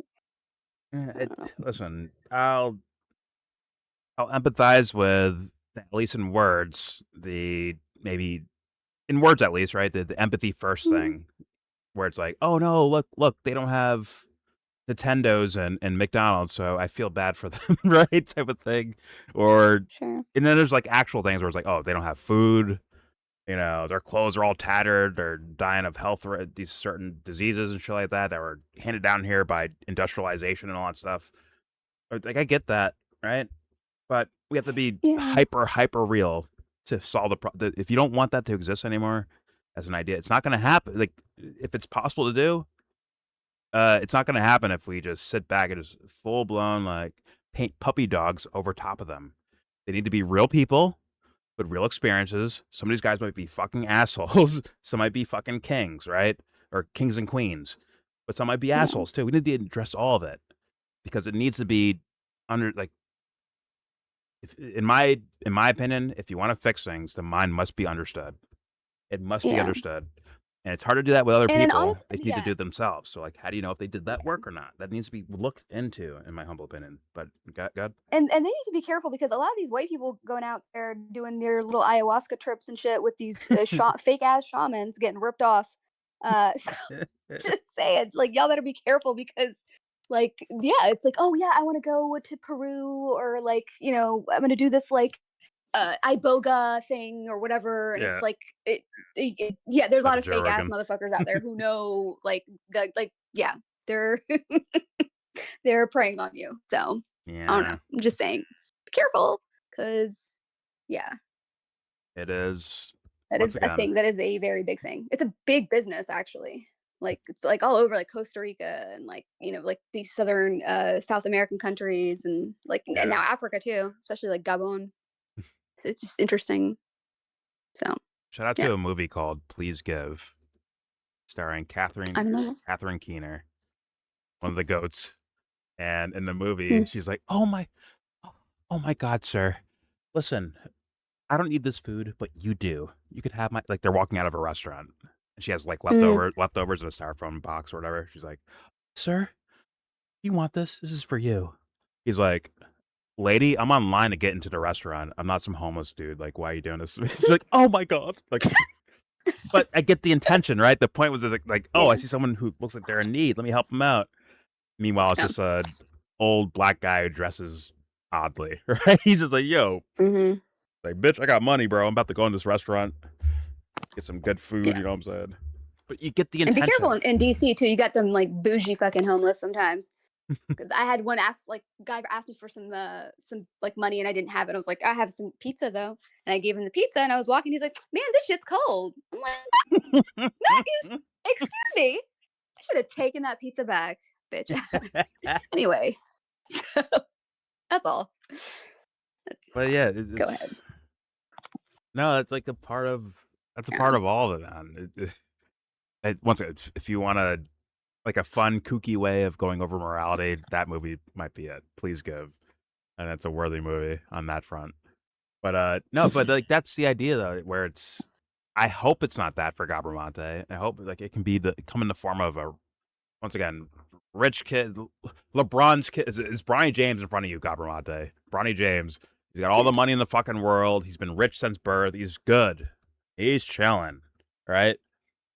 But he can go through psychological things, just like everyone else does, right? And because whatever, the NBA exploits this, or the companies that LeBron signed to exploit that, doesn't mean that kid might not be suffering. So thus, you can't pick out him and say, like, "Hey, you, I'm gonna help this indigenous kid first, and then I'll get to you." Like, it can't be that way. In my opinion, it can't be that way. That's weird. Yeah, it's like. I hope he's not. I don't think he would do that. I don't know. No, I don't think so either. But yeah, it would be. Yeah. But yeah, I get why the mind appeals directly to like, okay, who's in the most dire situation? Let me help them. I get the understand. I get that. that. I get. Yes. but it's the appeal to like this mystical, like Yeah. indigenous thing. It's like they're just people. Like I don't know. It's Yeah. just it's like that's why I'm saying it's like almost like a dehumanizing, and not in like a dehumanizing kind of like, oh, you're lesser than, but more of like, oh, like you're so detached from these like world, these like material worldly things. Like you must be different. No, I really don't think it's Exactly. like that. I think that like maybe they're playing shaman during the day, but they might be running a brothel at night. Like I don't get them bitches in check, because I'm just saying, like these are real fucking things I have seen. So yeah, Who's that I'm just Indian saying. fool who became like a guru to like what's The that? Kundalini yoga I'm not trying guy. to be racist or anything, but like let's 60s white kids. They're like, "Oh my Yeah. god, this guru." They sat in front of him and folded legs and all that shit. He's like, "Yeah, my children, there's nothing wrong with having a Mercedes Benz by like, a couple of weeks from now. Nothing wrong with that, right, Mhm. guys? For me, you know what I'm saying? Nothing Mhm. wrong with that." And you know what? Mhm. Maybe give your wives up too. Maybe give them up too. You know what I'm saying? Yeah, to me. Exactly. And it's like, it's like, And let me get oh, that Escalade this to fool's compliment hustling my. these. He's hustling them. No, And for real. It's like, yeah, like just fucking, yeah. It's just rather interesting. That's why I'm like, yeah, all these like spiritual kind of these like trips, like, oh, I'm going on like a spiritual retreat. Bitch, what? Like, sorry. Like it's just okay. Okay. well, once Sure. it's full blown and it's mainly external driven and guided by some motherfucker you don't know. No offense to Yeah. them. They could be like, once again, they could believe in it. They could be full shit, right? They could be hustlers. But that is, in my opinion, just not the route. The experience is the route. We have to be engaged in the Yes. experience. If you're just sitting back and just listening to whatever the fuck this guru guy is saying to you, you're kind of missing out. Be you Yeah. in those Just use moments so and much you're getting it. indigenous knowledge. It's like, oh my God, it's so, I just can't. I literally can't. And it's not because like any disrespect to the people who actually like practice those things. It's just like this kind Exactly. of like elevating and kind of, yeah, just playing hierarchy. And the thing that, no offense, Ed, that we argue about all the time in terms of like, oh, well, you're doing this and it's not as important as this. Like, it needs to be done this way if it's going to be legit kind of thing. It's like, I'm just not down for that. So. Yeah. Perspective while experiencing. But all right, let's get back to this. Here we go. Hopefully Cobber says more details that will allow me to be like, okay, he's not just doing full blown sympathy style. Sympathy is important, but like where it's like almost like you said, like a magical sympathy where like, no, they're actually doing things better. Or no one else is suffering. Like these guys are the main sufferers of the world, and we need to like learn from their suffering versus other people who also suffer too. But let's hit play. Here we go. So aside from the structural forms of inequality being reinforced, And we know what Hasan is. it's obvious that during COVID, our COVID. society felt even more isolated than Hasan's ever kind of before. irrelevant to this. We've seen a generational breakdown between Sorry. older Gen He's Z Piers and Morgan, younger right? Gen Z, depending on Older which Gen Z and mode younger Gen Z. of Got it. socialization that they were going through. Like this guy's, and he actually is the stupid. impact of that has been He's a dumb guy. very obvious. We saw a lot of younger Gen Z fall victim to right-wing radicalization on the internet, and even some of the older Gen Z as well. Right-wing radicalization. Yeah. How do you feel like, Right here. how much of that is born out of loneliness and isolation and the trauma that it creates, and is there a way to solve that problem? Well, first of all, it's interesting because with each new generation, the ratio of loneliness increases. And that's Gobber, you should snatch the idea of like right wing. What are you saying? Like snatch that out of the air and turn it towards wisdom. But let's find out what he does. Although I think I've heard this already. There we go. Way to solve that problem. Well, first of all, it's interesting because with each new generation, the ratio of loneliness increases. And that's been going on for about 40 years. And that's been studied. So the people that define themselves as lonely, the numbers are going up and up and up.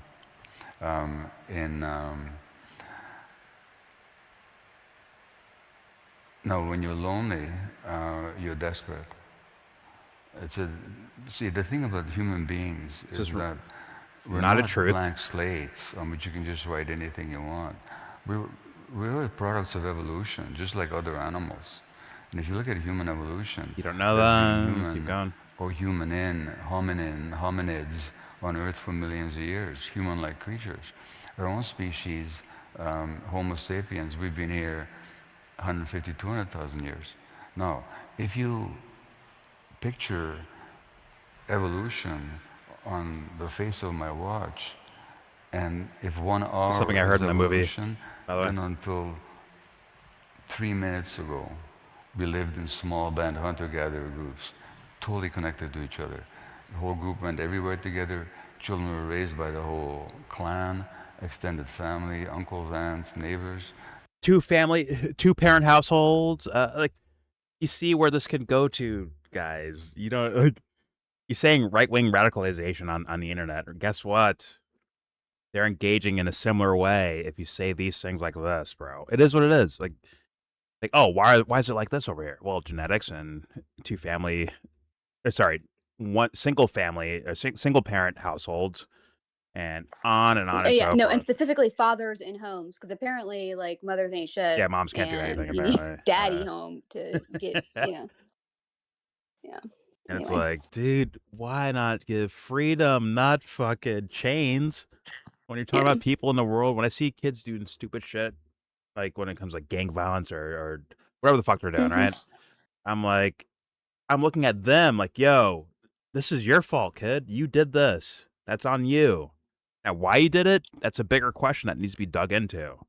Like, really dug into.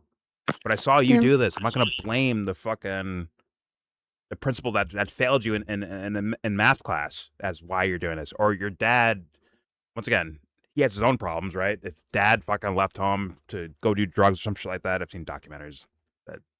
Not the Hoop Dreams. Hoop Dreams. Yeah, shot the Hoop Dreams. Where it's like, yeah, dad went out he's doing drugs and shit. He's getting caught in his own fucking problems, right? Like, no, dude. The reason why I say it's on you is not because I just want to sit here and just blame you for everything. It's more so that, hey, if you do things, in my opinion, a better way, guess what? You get credit for that too. Like, it's your agency. It's your freedom. I'm not going to mentally make you a slave to something else. I want you to have ownership of yourself. Thus, I will not give away your fucking free behavior, your ability to do things to someone else. Not gonna happen. Not gonna happen. I'm not gonna blame some politician for what you do. Yeah, that's making you a fucking slave to what they do. Yeah, and I've also seen some shitty little monsters come out of like really like sweet parents as well. Like that. What's that movie? Yeah. The Bad Seed. Yeah. So like the. I don't get why we take. I get once again. I get the idea of like being very empathetic and be like, oh, listen, man, it's not your fault. The environment you grew up in and yada yada yada. Right? I get that because they're trying to like lead with, care and empathy, right? But if you're just an ignoramus about these things, about maybe a deeper empathy, in my opinion, a capital E empathy, where it's like, hey, listen, I'm not going to take your agency away. I'm going to give you room to be you. I'm not going to take it away from you. It's yours, not mine. It's yours. And why you do what you do is a bigger question that should be dug into, not just taken for granted and say it's because of the state or the economics policy or economics of these neighborhoods or whatever the fuck. I'm not taking it away from you because that makes you a fucking slave to whatever the fuck, George W. Bush does. Right? That's just, I'm not doing that. Well, he was obviously controlled by the Jews, so okay. That's why Iraq War happened. Oh, so he's a victim too. He's a victim too. Got it. Yeah. You need some class consciousness. He needs to get himself away from the world Jewry or whatever the fuck. That's because George Bush was a Democrat. Oh, yes, yeah. actually, yes, secret Democrat. Yeah. You did bad. Democrat. You're right, self. All right, let's play. But once again, Sabermonte, like, come on. There's bigger concepts in psychology that I'm not hearing you engage with, man. And in fact, I heard both him and Hasan say the word spirituality. Like, let's dig into that. Let's really dig into that. Because I'm already aware that, in my personal belief, that Hasan has no fucking spiritual backbone. But I hope Gabor Mate does. I think and I hope that a lot of his ideas are more so just get shit done to make the world a better place. Right? I will. It's more sympathy in this direction. More, no offense, but like excuses in this direction. They're worthy to point out, right? If they fucking pour toxic water in someone's fucking drinking supply, right? I get like that's a bad thing. But if they go out and start mowing down people and say, well, it's because the water was this bad chemicals reported in their water. That's why they're doing this. Like I can't do that. Which they do, where they're like, oh, the lead exposure has led to violent teens, and Yeah. that is a Kind of a trope now. very pervasive Got the narrative. Flint. Got the Flint. Yeah. But all right. Yep. And Gabor, he's answering the way he's answering, but also like, why did they get Hasan to interview him, right? Like, and if he's gonna talk I don't know. more about psychology and or spirituality, like, how deep is he gonna actually go talking to him? He might keep it like simple for him or something. It Yeah, might. but I feel like he should go deeper if, like, even if it is Hasan, like, there's a way to, like, articulate Yeah. things. Yeah. Exactly. Or Yeah. maybe he doesn't articulate it so well, but he's trying to, like, I'm trying to get to these concepts, but how do I word this? Like, I'm okay with that too. And if people can't try to read through that, then that's on them. That's their fucking problem, honestly. Yeah, then maybe like okay, then you can say, okay, maybe like read my book or whatever, or maybe we can have an interview, or I go Yeah. over in this thing over here, something. I don't know. But There's different ways to. Jesse, this is my best hope, Jesse, that they were like, okay, Gabor Mate talks about quote unquote deeper ideas about why things are so bad in the world. And I'm hoping that maybe they're like, okay, if we put Hasan next to him, who's a, once again, internet figurehead type personality, right? We're like, okay, he has a lot of followers and viewers. Thus, it'll give some shine to Gabor Mate. But then again, that's still thinking in this material political way. It's not thinking in the sense of, in my opinion at least, being like genuinely trying to have a conversation, because it wouldn't be Hasan Piker, it'd be someone else, in my humble opinion. It just feels like a mismatch for me. It could be trying Like to listening, like that I agree like with. I mean, he's gonna talk about, like, he brings up communism and class consciousness for like, and maybe Gabor is into that too. I don't know, but like it just doesn't feel like it's like his core thing that he wants to express. Like, so he starts out with the trauma stuff. Okay, that fits, and then he just kind of twists that into politics. Like, but like I don't know Gabor why. should be, he's been doing this for years. He should be able to point this out when Hasan brings up like, Yeah. oh, okay, it's COVID and political isolation for these right wingers, what do you call it? Bigoted, whatever the fuck, right wingers isolated on the internet, right? They end up becoming more radicalized, right? Like, well, guess what? There's a lot of people that are quote unquote isolated that find Hasan Piker. So is the phenomenon bad, or is it like who's doing the phenomenon? Because if Hasan is like some sort of figurehead attracting all these young people to go in a certain direction, is that a good thing because his politics are different? Or is the phenomenon itself the bad thing, where it's like you're just blindly following some random guy on the fucking internet that you don't know, but you view them as a celebrity and you follow every fucking word they say? Isn't that a problem itself? And Gabor should be able to snatch that out of the air and pull that up, honestly. Like, because like, once again, if he doesn't know who the fuck Hasan Piker is, like, yeah, I'm just talking to this kid, I guess. All right, maybe he doesn't know that, but that's a problem to me. That's a problem too. In a way, it's a little, if you don't like look into the guy that you're about to have a conference with him. It's if you're a black swan, you can do that. Right? What's his name? The Bassem Youssef thing, where he was arguing with, and I disagreed with both of them, because Mehdi Hasan was saying like, no, we should never talk to any of these people that we disagree with ideologically, whatever. Like, he's just like, no, they're horrible, bigot, like, kind of just shut them out. And then the other one was saying like, and then Bassem was like, no, who cares? Like, we can use their platform to get our message out, but we don't have to talk to them about the things we don't agree with them on their shows, because we want to use their platform. kind of thing. It's like, Yeah. wow, those are our options. I don't think Gobber's in that category at all. No, But but in a way, it is kind of the same, like a similar phenomenon in terms of like, oh, I'm gonna maybe change the way that I would say things to kind of fit the venue versus like I'm just gonna do what I do and talk about the thing that I think is important, and maybe like I don't know, maybe this is how he feels comfortable talking. So I really yeah, am okay. not sure, but And then I don't know. I'll leave room for the idea like a black swan mentality where it's like, hey, I'll show up to talk to whoever and I'll just talk without even knowing their background, who they are. It doesn't matter. I'm just gonna be me and just say my things, right? Sure. But I don't know. Like, what does But you can Gabramante usually know? kind of I don't know what he knows. kind of figure things out by the questions as well, right? Because like sometimes the questions Yeah, will indicate like, or the way they're framed. It's like, okay, yeah. I yeah, figured these were so it's able also to point. I think it's able to point them out the way Hassan's asking yeah, questions. Like, oh, yeah, you're leaning a direction. Got it. yeah. But let's hear more. This is like around the spot where I stopped watching yesterday, I believe. So let's hear more. Here we go. There was no separation, and communality, collaboration, and connection were absolutely essential for survival.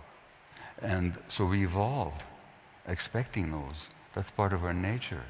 So any society then Good luck with that one. increases people's isolation actually tramples on essential human needs. And this society, especially under the neoliberal dispensation, loneliness has been increasing to the point now. And that's not And then just there's Batman. isolated emotional. And there's Batman who purposely isolates, which would actually dunk on the idea you're saying right now, Gabramante. Someone who isolates to go find out, man, what is wrong with me? Where are they in your calculations here? I don't hear them present at all. And they walk away being as whatever word you want to put on it, moral or righteous leaning or whatever the fuck you want to call it. End up moving in that direction so hardcore, it's like a phenomenon itself. Very capable from every single human being. And no, it doesn't require full-blown isolation. Like making isolation or loneliness as the thing, the barometer, is already stupid on its own, in my humble opinion. It can happen in a giant crowd, big family, or way by yourself. It's capable. You can do these things, I think. So thus, yeah. All right, here we go. Travail, what it actually is it undermines physiology, so that loneliness is as much of a risk factor for early death and illness as smoking or obesity, even more so. So it has physiological impacts. So is being in crowds all day, too. How do you think we fix Whatever. it without rolling back the clock to primitive communism? Yeah. Well, nobody can. We can never go back. I mean, we're not going to be hunter-gatherers again, you know. Which is a good thing for me, because if I did, I would start who knows? You know, given my particular ineptness at doing anything. Aren't we still hunters and gatherers, though? Yeah, but we can be aware of what we've lost. Basically.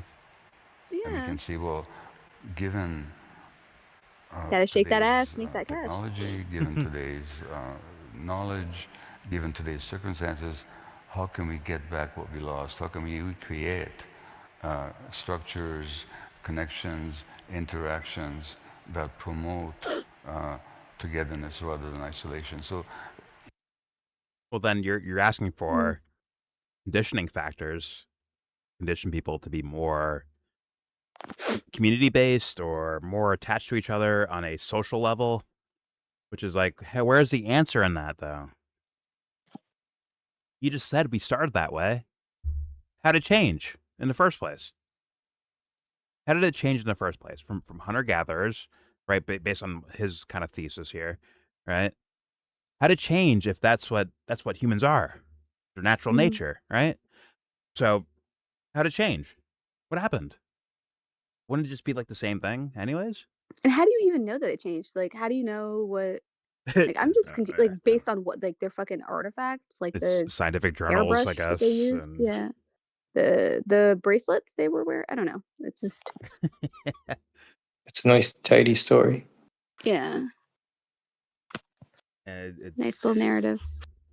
I mean, if someone said, "Hey, man," like gave them like the world's megaphone and said, "Hey, go ahead, say your solution," and their solution is like, "Well, guys, we need to be more of a community together," and it's like, well, look at it. If I ask Gabramate, like, what about like cops are a community, right?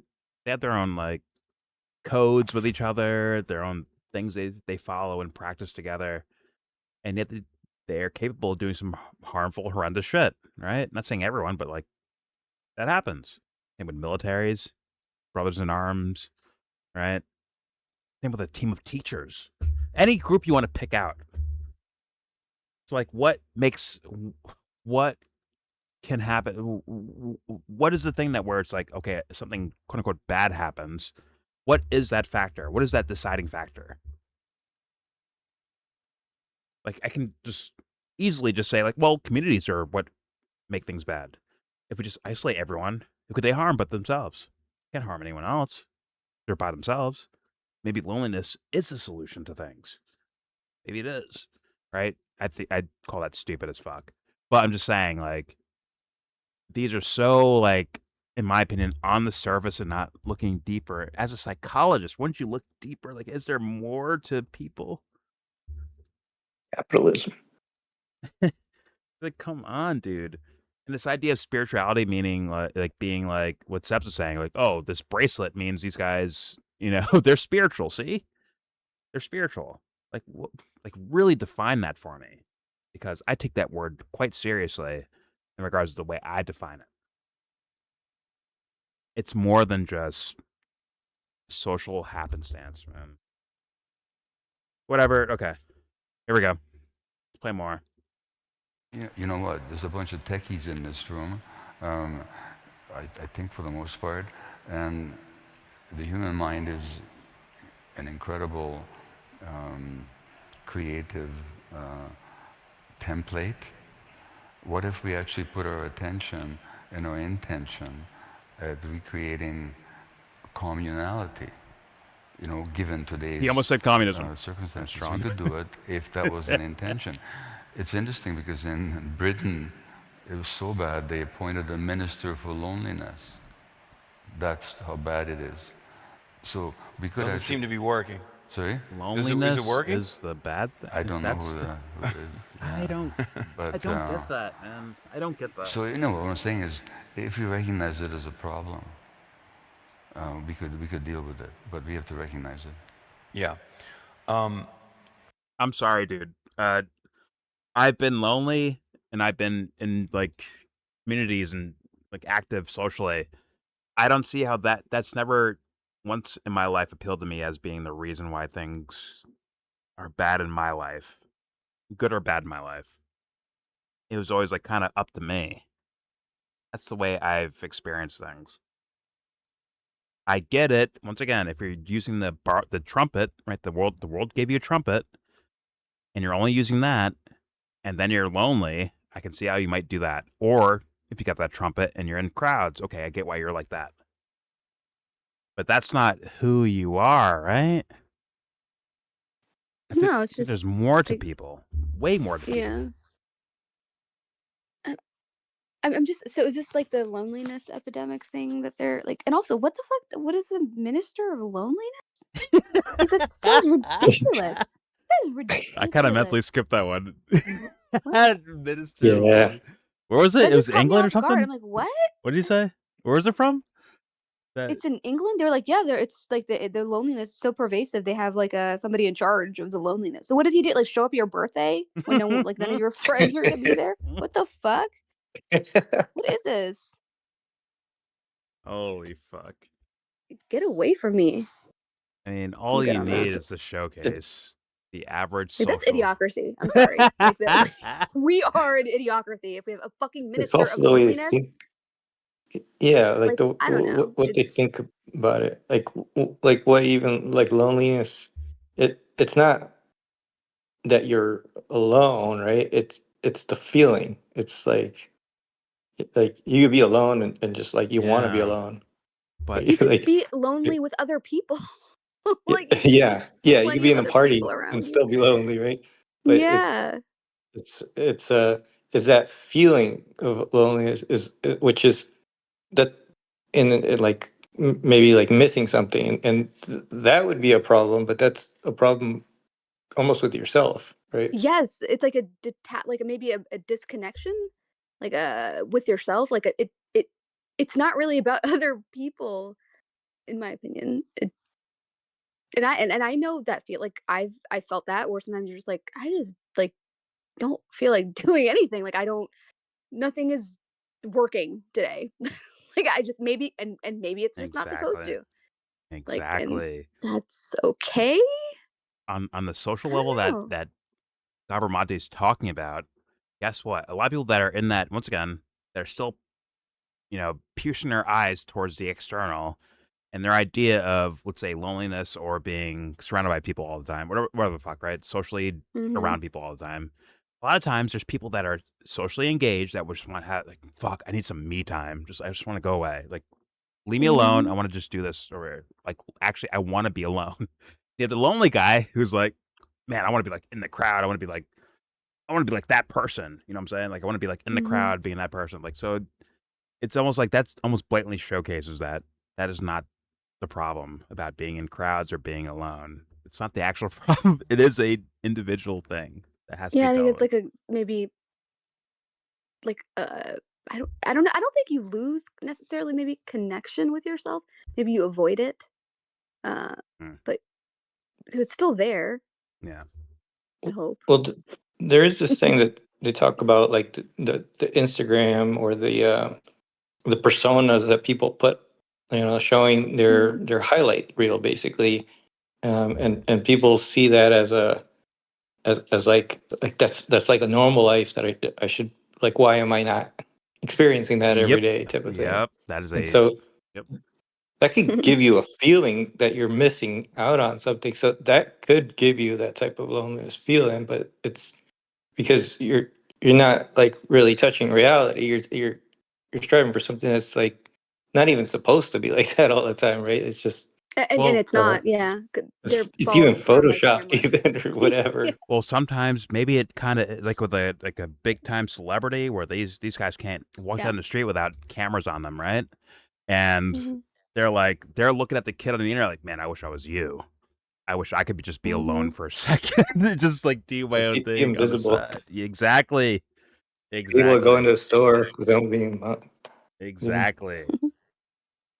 Uh, Mm. but once again, I get if the idea is that they're making it like simple, like a simple word like loneliness. I get I can see someone doing that, but like you can add some language to this to where it's a little bit more umbrellaed of concepts to where even those little ideas we're talking about right now can be present versus just kind of, oh, it's about loneliness and it's about economics. That's why they're lonely, because of economics, and that's what decided why they're behaving the way they're behaving. It's like, man, that's not good enough, not good enough. And to hear Hasan Piker drive a psychologist around and say, "We're going this direction now, this direction now, this direction," that to me is like worrisome for the guy, for the psychologist not to point that out. And for me, at least. Yeah. Like, why does it feel like an external discussion instead of like, okay, like a minister of loneliness is not going to solve it, Bro. right? I'm gonna look that up. It's like, Fact check Gabor Mateos. but there are things that can help, That's right? the most Like Gen it's Z just, thing I've ever heard in my life. Minister of loneliness. Fuck my life. I'm dead. The minister of Fortnite. Um, I think I have heard that though, sorry, but sorry, okay. Saint like Hickory. I think it's Japan. Sorry, for Hickory. real. Sorry, Hickory. Like what is it? You mean like it's like the minute like I don't know. Like it's I'm not trying to be crass, but like isn't that like why people go to brothels and shit? Like I don't know. It just y'all need to figure it out. But like your minister of loneliness, it's not gonna work. Okay. Like I don't know. Get you a fucking OnlyFans Jesus Christ. thoughty, okay? Something. Getting your Sydney Sweeney on. All right. Let's play. Here we go. Shut the euphoria. No, the one thing I wanted to say just really quick is like, Yeah. because the thing that they're talking about, like the sense of community, like, you know, like just authentic, like It's beautiful. connection with beautiful. the people around you and stuff. Oftentimes, the way that you would even get to that, or the people who seem to have the healthiest types of relationships with people, with themselves, is the people who actually understand themselves very well or have like done that work. So it's like Oh yeah. the thing that they would want actually entails the thing that they're saying is a problem in terms of like being alone and really reflect. You don't have to be alone physically to like reflect on things like that, but just that perspective. So Yeah. it's almost like shooting yourself in the foot in a Yeah. way. Like, yeah. It's less so about social isolation and more so about self engagement, like engaging with your own self, reflecting on things, on and so Mhm. forth. It's more so that than it is like, and that can happen once again in social isolation or social amongst people. Just quietly, like if you're like walking through a party, like man, everyone's like doing this, but I'm not doing this. Interesting. Like you can just observe it, right, without like shitting on yourself. Just observing it, like. Mhm. Maybe I'm like kind of a wallflower. I don't know. Maybe I'm just chilling out in the back as everyone else is doing their thing. But it's like, man, it's kind of interesting to look at, right? Like you could do these things on the fly. It's not a, you know, sit under a tree and take your ayahuasca thing. You could like actually engage Mhm. with all of life, including loneliness. You can engage with all of it. But all right, what's up, Bly? And this is Oh. a real thing, by the way. It is a minister of loneliness. It was 2018. The role was established, and it focuses on delivering the government's loneliness strategy. Like, what are we? This is In That's England, right? before COVID, yeah. actually kind of breaking my brain a little bit. It is England, by the way. Yeah, Yes. it is England. Oh my It's the god. Commonwealth. You okay to say? Minister. Explain yourself. Explain your country to us. All right. What's up, Bly? Sorry, go ahead. Here we go. This is something that I experienced personally during COVID. Watch this fake shit he's about to say. I went Oh my God. independent in the end of 2019. I left my job at the Young Turks. Bitch, you work for your uncle. and Shut the I fuck up. decided to take a gamble and Took a go gamble, on my own and millionaire become a already, Twitch but streamer. you know. And I was going to follow Bernie Sanders around. And I did. And then COVID happened. As one And does. Super Tuesday happened. Is that like the modern then, day Grateful you know, Dead or something? Like, I used to be a unfortunately, deadhead. Tuesday. Like I used to be a Tuesday Bernie. was when Joe Biden won all of the states that he didn't even yeah, go yeah, to. The yeah, Democrats cheated. Yeah. And they stopped Bernie Sanders. That's right. It was devastating. One of the worst moments of my life, still to this day. Really? Worst moments of your but life? Thank you for clapping for What? that. Yes. So you were disillusioned, were you? This fool is so plastic. It's incredible. Hasan Piker is such a plastic person. You see how the character he plays is so fucking plastic. I'm wrecked by that. What's up, Play? One of the worst days of my life, man. Bernie didn't win. Worst days of my life. Like, really? Really? A politician not winning a thing? You don't have anything like more personal to your life that, you know, really hurt your feelings? It's Bernie Sanders losing an election. Fuck my life. And by the way, I can believe that someone like has that feeling because they maybe believe like, oh, Bernie's gonna save the world. He lost. No, my fucking world's crushed. I get that, but I don't believe this motherfucker. So thus, when he says it, I'm like, you're saying that for social kudos, aren't you? For a yeah, Hasan, you're the real one, man. You're doing it for that, aren't you? You little fake fuck. Whatever. Here we go. Play. Here we go. That's right. It was devastating. One of the worst moments of my life, still to this day. Really? One of the worst moments of your life. Thank you for clapping Bernie for that. Sanders not winning an election. Yes. So I don't believe you were him. disillusioned, were you? Well, I was disillusioned. Yeah, well, let me ask you this.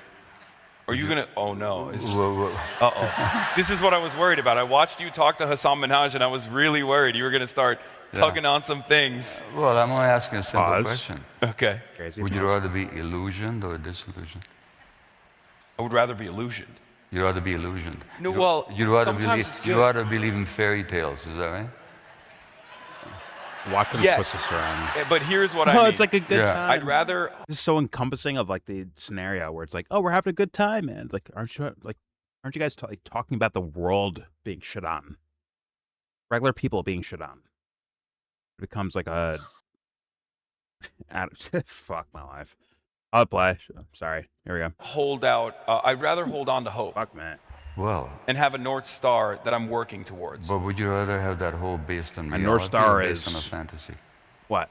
Lenin? Based in reality, of course. Okay, well then it's a good thing to be disillusioned. Okay. And you were disappointed by Super Tuesday. I wasn't. I never expected anything otherwise. I expected the Democrats to be Democrats. Yeah, it's true. Yeah. Okay.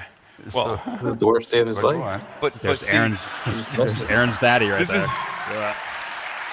This is why I say it's good to be a little bit illusioned, though, because I still maintain this perhaps silly naivete, this optimism that there is some changes that we can make within the party system, which is why I'm now working to elect in the primary system as many left-flank candidates as possible.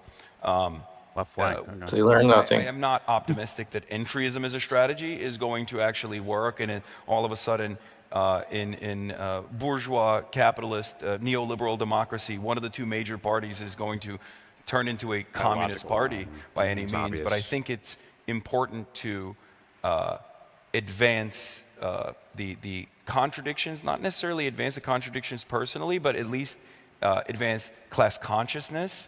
well, look, so Class consciousness. Okay. Communism. So, Gabor Mate. He's not in their class. This bitch is a fucking millionaire. I'm sorry. What, like the millionaire class consciousness? I guess that's what he's referring to, right? When he said.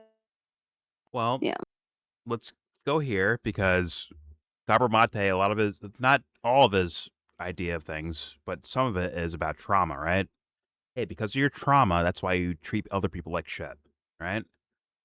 And Hasan saying like, well, we can like take like a better version of a person that's traumatized, like the better version of that, or maybe they're less traumatized. So that's I can use that to get like more policy to do less traumatizing, essentially, right? And shouldn't Gabor be like, well, shouldn't we focus on like the trauma part, as in the people that you're supporting, Hasan Piker, as a lesser evil, right? Why not focus on their trauma and try to fix their trauma so that when they get into office or when they do things in the world, they do less harm because they're, once again, less trauma. So like you end up like walking towards the idea I'm talking about more so than just voting like, I guess like as by accident, like, hey, by accident, you're less, quote unquote, less evil than the other guy. So thus I'll support you based on my standards, right? When it comes to Hasan Piker. Well, why wouldn't you like actually approach the trauma of them if they're, yeah, less evil, but still evil based on the way you're describing things? So thus, why not approach their trauma? What would you become like, basically an abuser yourself, right? Because of their trauma, they'll act this way. So you know what? I'll use them as a tool, which is abuse. I'll abuse them to vote or move in my direction, which is abuse. So thus, you're holding up the thing that's causing the problem in the first place. I'm just saying. I think that actually made sense. I usually ask it, like, did that make sense? But right there, I think that actually made sense to a certain degree, but whatever. All right. Let's play. Gabor, he's handing you bullshit. Like, run him over, please. But he's not going to do that, is he? Let's play. Personally, but at least advance class consciousness. Well, look, so what does I that suppose mean? we could debate politics here, but and I'm holding this book here, Metal You've been here on Normal, politics, book, and I talk about this question. And it was Ralph Nader, I think, who said that you can have your choice between Tweedledum or Tweedledee. It's a question of which one. Do you want Tweedledee? You want vote Democrat. You want Tweedledum? Vote dumb. Vote Republican. You know, but I don't particularly believe that this system is amenable to party reform, and it's not. But look, if you believe in it, and if you want to work for it and put your energies into it, as long as your eyes are open, good for you. Yeah. And I just more power to you. Do it. I I get those words, but at the same time, why take this topic and turn it into politics for it? Like, why do that? Like, why not talk outside of that? But I'll give him a chance. Let's hear him out. Right? And I agree with him. Like, yeah, if you're gonna do this, do it with your eyes open. Meaning, if someone like questions you about your pick or your take on something like that, and you never thought about it before, you better go fucking think about it, like hard.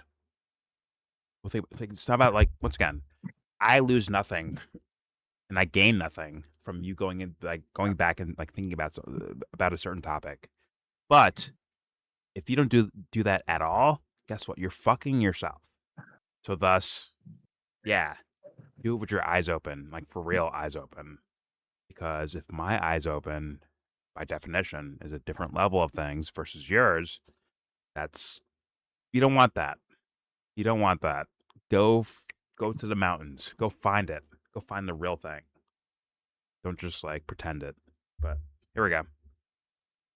But then be ready to draw the proper conclusions based on what happens. Oh, absolutely. Yeah.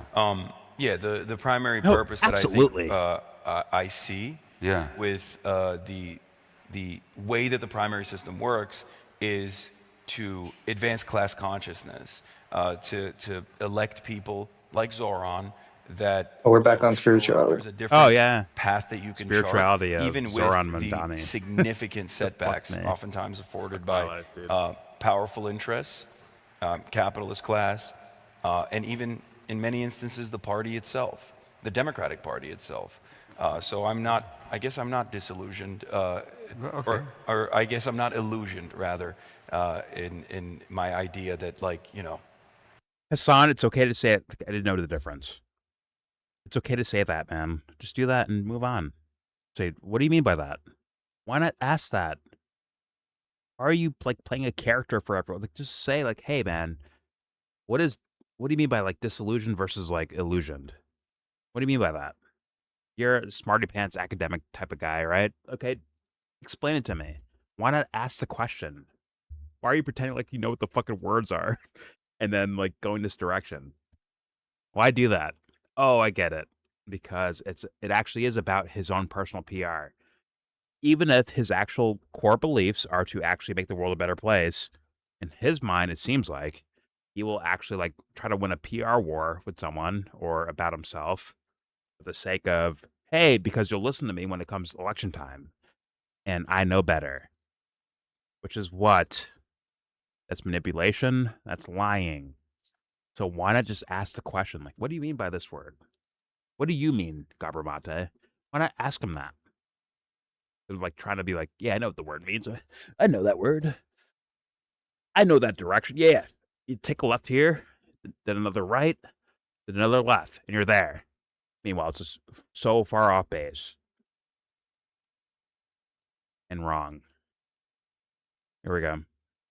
This is going to magically turn everything. Time will tell. I met Zoran once, and I was quite impressed with him as a person. And I even Did he smile and shake your hand? Said, what happened? Lots of people with idealism who gain some position within the system, but then they get kind of metabolized and digested by the system.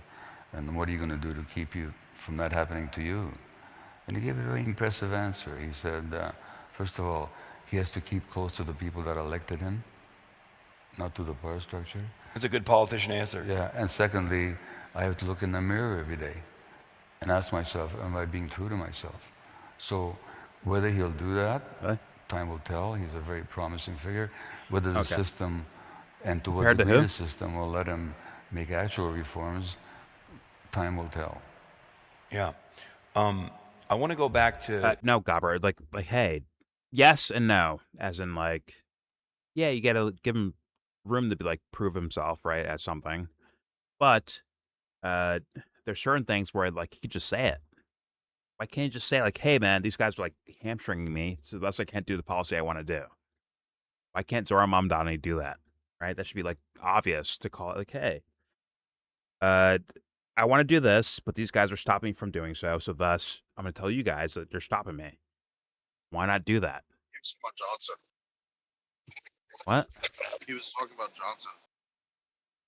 No, Green it's Party Zoran guy. Mamdani, right? No, he was just talking about Johnson, Green Party guy, in the last election. That's the libertarian guy, right? Gary Johnson? Yeah. Yeah. You said Green Party. Or did you say something else? I thought I heard. Oh, I did say Green Party, but that was a mistake. No, I think he's talking about Mamdani right now. Of like, I met the guy. He seems like a nice guy. Yada, yada, No, yada. he was talking about John. Oh, he was? Let's find out. Try again. Here we go. So whether he'll do that, time will. Let's find out. Good politician answer. Yeah, and secondly, I have to look in the mirror every day. Let's try again. First of all, he has to keep close to the people that elected him, not to the Let's try again. I'll let it play from here. you from that happening to you. And he gave a very impressive answer. He said, first of all, he has to keep close to the people that before elected that. him, not to Yeah, the before power that. structure. Okay. You from that happening to you. And he just It's not even rewinding, I don't think. What the Yeah. fuck?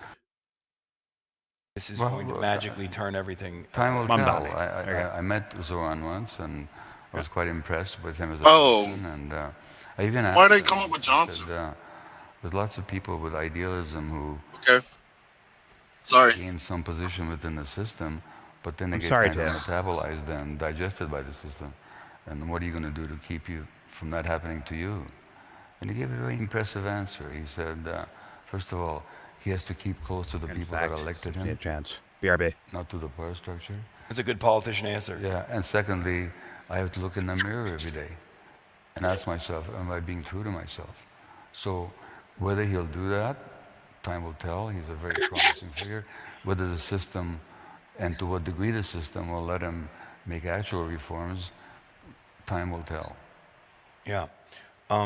I want to go back to the COVID era, though, because I made the mistake of saying I was illusioned, or became disillusioned. But the reason why I brought that up is because it was an unprecedented amount of loneliness that people were experiencing, and they were looking desperately to online communities. Now, one of the things that I have personally encountered in the aftermath of this was that there were a lot of reactionary communities that formed, as well as communities like myself that I created with a very specific purpose to try to get people to go and organize in their communities and organize in their workforces and form labor unions, have a crumb of autonomy or a crumb of control the meaning of in their life. own lives. Love I it. feel like that's a very powerful way to... Did you say a crumb? A crumb, yes. Oh, that's a very accurate way of putting it. Yeah. Look at your own language. You think it's I'm too negative of a vibrating. framing? No, I'm saying it's realistic. Yeah. A crumb is very little. That's exactly what you get. Yeah. Because but little by little, we can because build the actual control. Yeah. And if you fix all that societal things of inequality, guess what? You're still left with the psyches of people. Duh. Own more than because You don't get the cards. Yeah. So yeah, we get crumbs. If your fucking girl breaks up with you, it's a you're done. You're tremendous system of dealing with that inequality. psychological it's designed fallout, this way. which can And happen, it's, right? It's very sophisticated in in its design. a healthy especially social the way society, propaganda works, economically speaking, that makes a lot of or people not. feel comfortable and sedated. Same problem. And Still left with it. Not acknowledge the Maybe that's how cavemen went from hunter-gatherers to where we're at now. Maybe that's how it happened. And the hardships that they go Those through. pains and traumas. And then you have one led flank to this stuff. Maybe. The reactionary and I was hoping forces, Gabramate would fascists that will point take that out. advantage of that angst, that animosity, Here we are. and try to harness all of that anger into organized Circumstances violence of in many bastard. instances, Dance and with also me. stochastic terror. I wanted to ask you about this. I told you how good in metric particular. is, How audience. much do you think that isolation has contributed Time to wake to the fuck up, man. increased acts of random instances of violence that's taking place all around the world now, as a matter of fact, even in places where they previously had no school shootings. Well, first of all, Been going on for a long time. just in terms of what you said about propaganda, James Baldwin, the great American writer, he said that words in this country are used more to cover the sleeper than to wake him up. Yeah. So there's a tremendously sophisticated propaganda system, and I grew up in Eastern Europe under communism, where there was a very crude propaganda system that everybody could see through. It's much more clever here. It's just as pernicious and as controlling, but it's far more insidious and less easy to see. Now, in terms of... Now, I said this yesterday when we were watching some of this, where I'm like, hey, if I guess sophistication means like from preschool to kindergarten, sure, I guess kindergarten's more sophisticated than preschool, sure, in a way, but in reality, it's like not really major. It's still kindergarten level, and in fact, you're talking to Hasan Piker on a kindergarten level. He's not. If whatever, okay.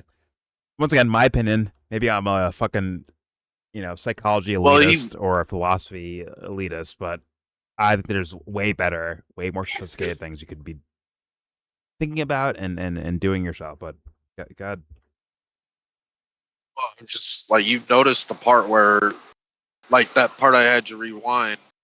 I was talking to Zoran about all that. Hassan immediately dismissed his whole thought right there and said, "I want to go back to the coveted loneliness thing."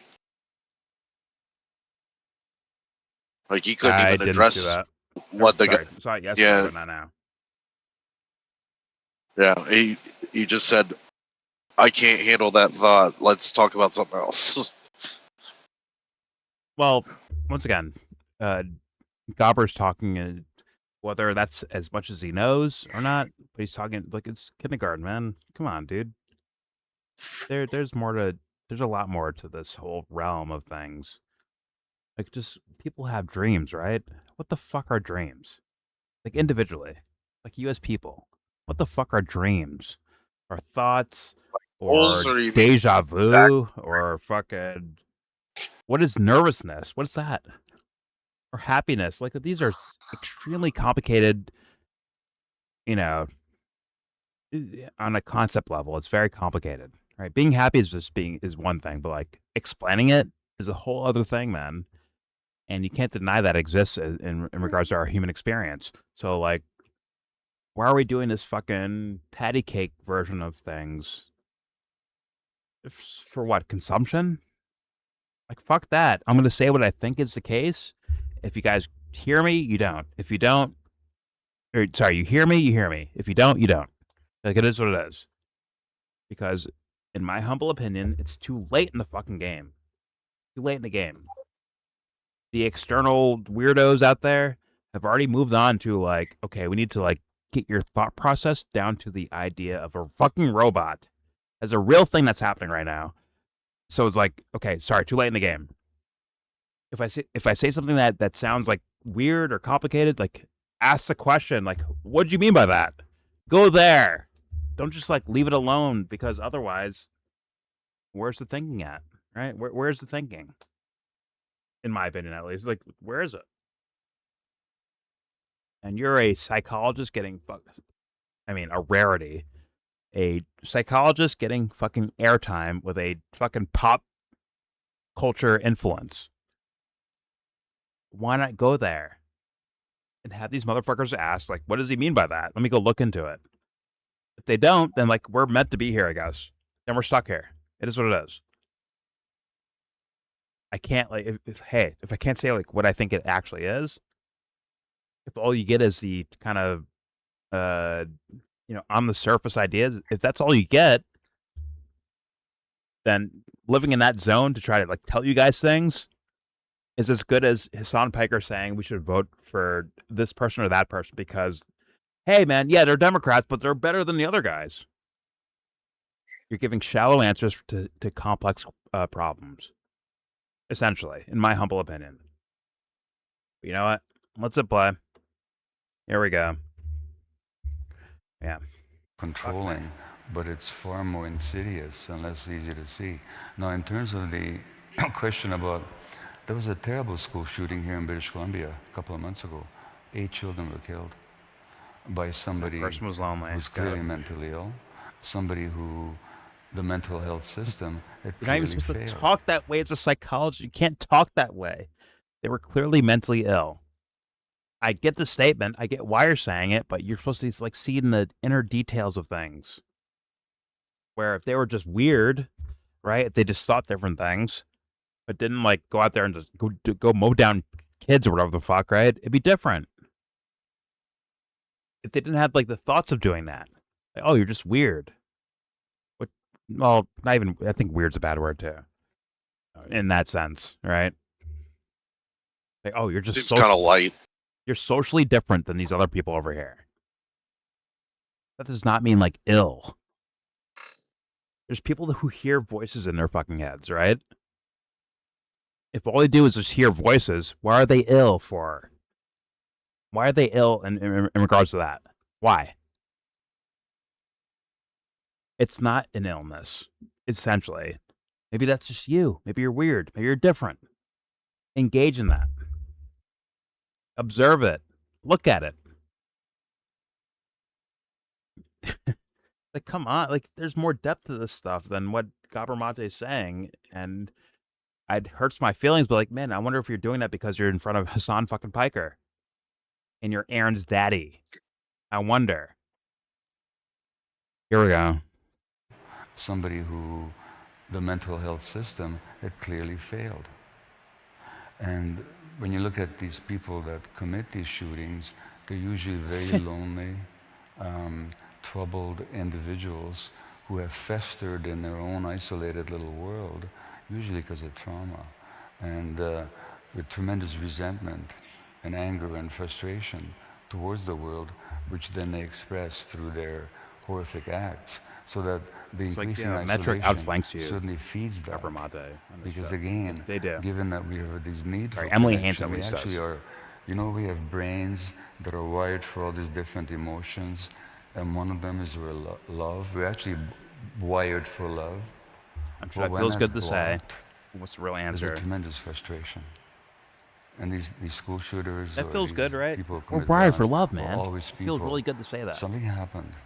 What's the fucking that truth? Isolated them, Duh. that hurt them, and then gave them. I'm getting pissed off again. Like, So, I was one being of so the nice things too. I've identified as a possible solution that I want to run by you is possible solution. Like Solution. I said, organizing and trying to be more ever present in the communities that we exist in the real world. Because I feel like increasingly in this age of isolation, we find ourselves desperately seeking out a sense of kinship, a sense of community, a sense of shared purpose, and oftentimes we find that on the internet. And just as you mentioned earlier, or a sense of a figurehead, Hasan. If one of Hasan's commenters say like, yo, free Palestine, is Hasan asking why? Why? Why are you here and what are you doing here? Why are you saying that? Does he ask them? Or does he just like, yeah, right on, brother, and keep it moving? Right? In my humble opinion, that's what I see. Like, please. It should be like more organizing and more out there, what, protesting, waving signs around? Like, is that your answer to a psychological phenomenon of why do people do bad things? That's your fucking answer? Get out there and protest? Get out there and unionize? Is that your fucking answer to that fucking problem? Once again, age-old problem. Since the beginning of fucking thought problem. Just organize, man. Organize.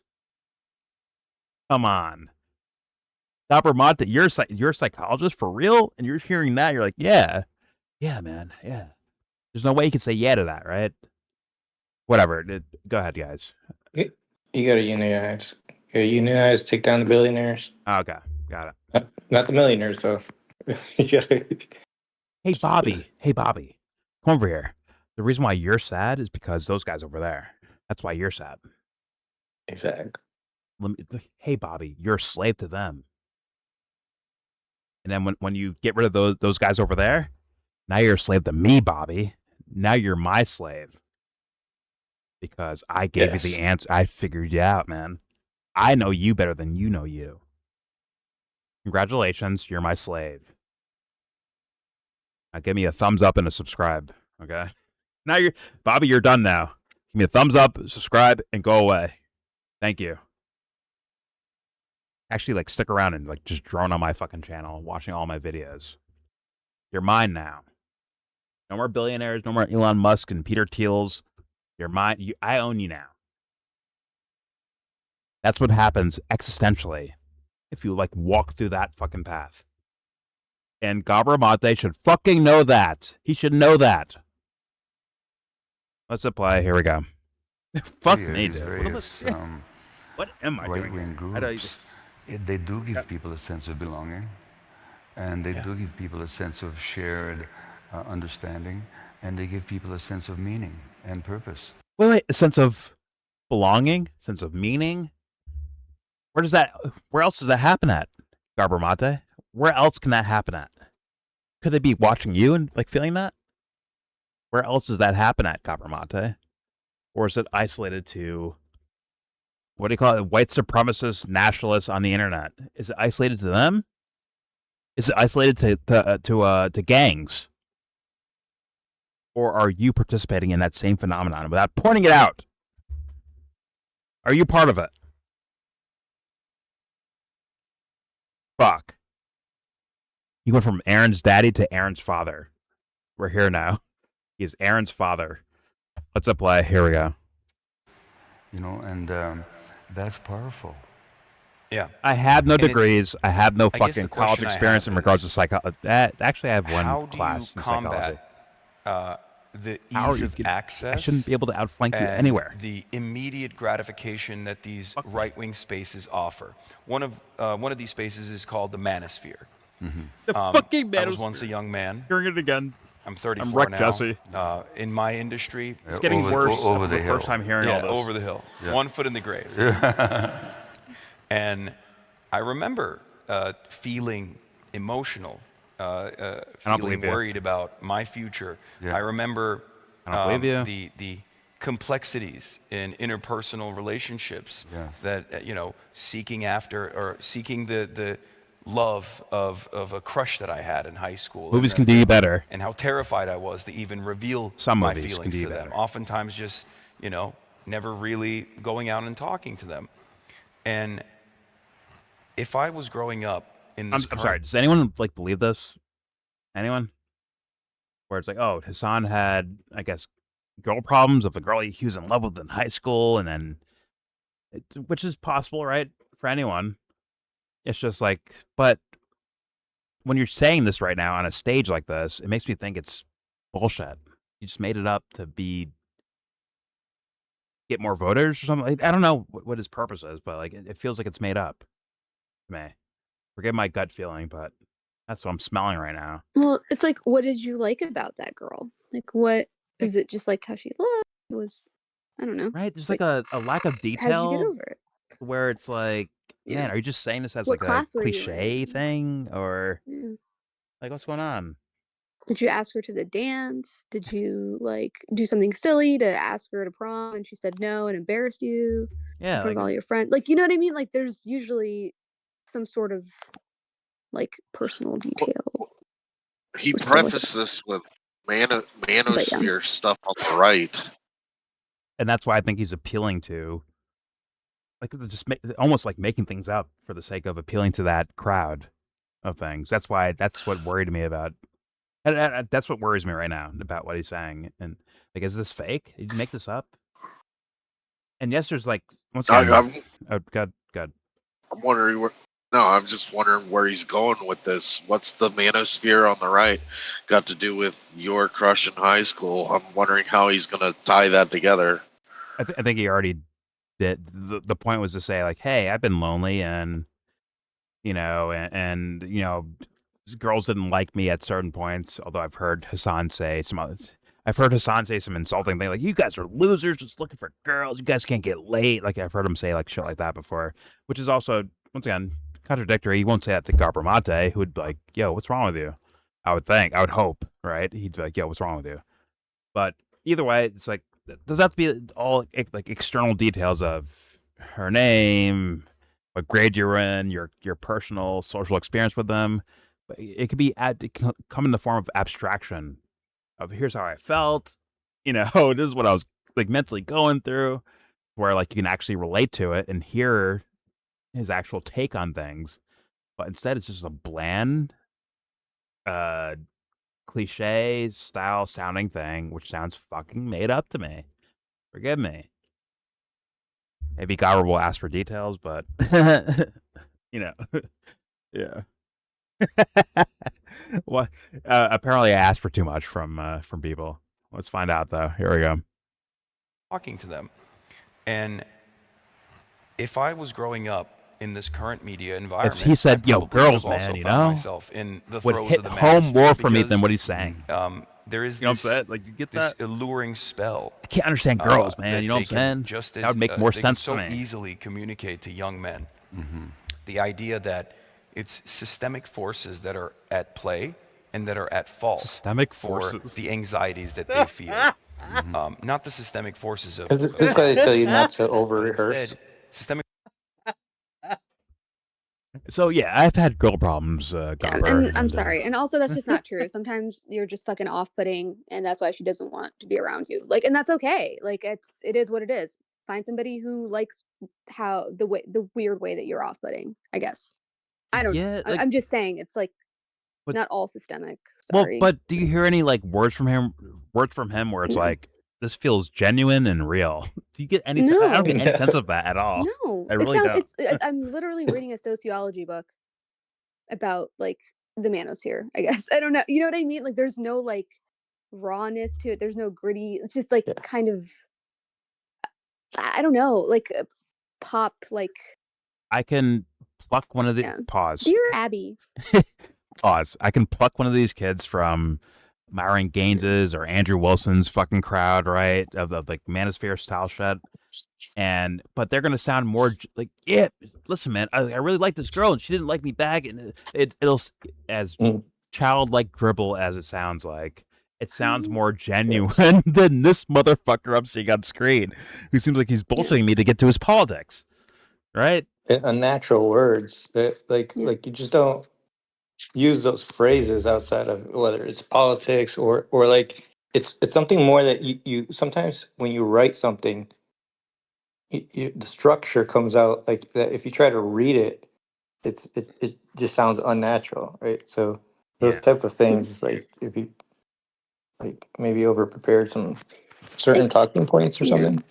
And I'm sorry. I'm not trying to be a bitch, but like I'm kind of like this whole like, oh well, she doesn't like me and this and that. It's like, well, she has her own agency, okay? Like this is the thing with like having a crush on somebody or whatever. Like they don't owe you attention, whatever. Like yeah, sure, sometimes it could hurt your feelings. We've all been there, but it's like, why is this like the male loneliness? Like what is it? A pandemic or what do they call it? I understand. Epidemic? I understand what you're saying, but there's like if it's genuine, me personally, I'm like, okay, I'm gonna hear you out, and that's men and women, by the way. They both go through that. Exactly. That's what I was gonna say. It's like it's not like a men only thing, and but like you could also it's like well, Sebs, what you're saying right there, I would love for the genuine person who's like butthurt about girls in their life. I wish they could actually like hear that, like actually hear those words as like, hey man, you don't own them. And shout the adaptation of the movie starring Nicolas Cage, where it's like, hey, listen, I loved her. She didn't love me though, but I loved her, and that's what I held on to. I loved her. Didn't love me back, but she's her own person. Like, yeah. Yeah. You can still you don't like somebody loving you back doesn't mean that that's the only reason why you can love that person. That's like that's still like what are we talking about? Like that's. But you want the genuine person who's genuinely hurt, doesn't understand why, right? Exactly. You want them to hear that. But can you say that to Hasan Piker right now? I don't think that's gonna work. I don't think that's like on his radar Well, I at think all. he's lying, Personally, so yeah. I don't think Well, he's- yes, that's what I'm saying. Like Yeah. someone who's like full shit, like just doing it for the sake of, whatever, politics, business, whatever their reasons are, right? Yeah, social. Versus like someone who's like genuinely hurt. Like I feel like shit because this girl rejected me and yada yada yada. It's like, hey man, you don't own them. Why not own your own feelings about this person? Own yourself instead of owning them, right? Or your image of them. Actually, more likely, right? Yeah. So thus, like That's that works usually for the case. them. Yeah, it's like the. But they don't hear that, do they? That's a lot of work. A lot of these guys find It's this easier other to stuff, just to right? unionize. Just unionize and If you heard one of these manosphere kids that are like, yo, I'm hurt about a girl, whatever the fuck, right? And their answers are like, well, listen, man, this girl broke my heart, but I know the reason why. Because of systemic reasons, and the system actually like made her like, oh my fucking god, like, No, yeah, actually, I'm like, she's yo, a you're lying. whore. She's a whore, and that's why she doesn't like me, because she's a fucking whore. And you like revert That back to makes defense, more like, sense extra to me, level Seth. I'm sorry. bad It makes bullshit. more sense to me. It makes more sense to me. Yeah. It's more genuine. It's their projection of them, of that person, like they're projecting onto them, right? That makes more Yeah, sense no, of I a guess. genuine expression versus like, well, the system actually does Oh, this, yeah, and that's that, what. yes, that I agree with. But at the same time, times are you gonna do that? It's fucking like I don't know. It's like It's you don't lame, own but motherfuckers, okay? Like yes, but once again, it is forgive what me. it is. Empathy first. Empathy first. Why are they thinking But I that? have empathy for that other person too, where it's like, what are you gonna Yes. do? Like fucking Yes, but you have to empathize like- with the Yeah. quote unquote lowest amongst us. They have to be empathized with too, in my worldview at least.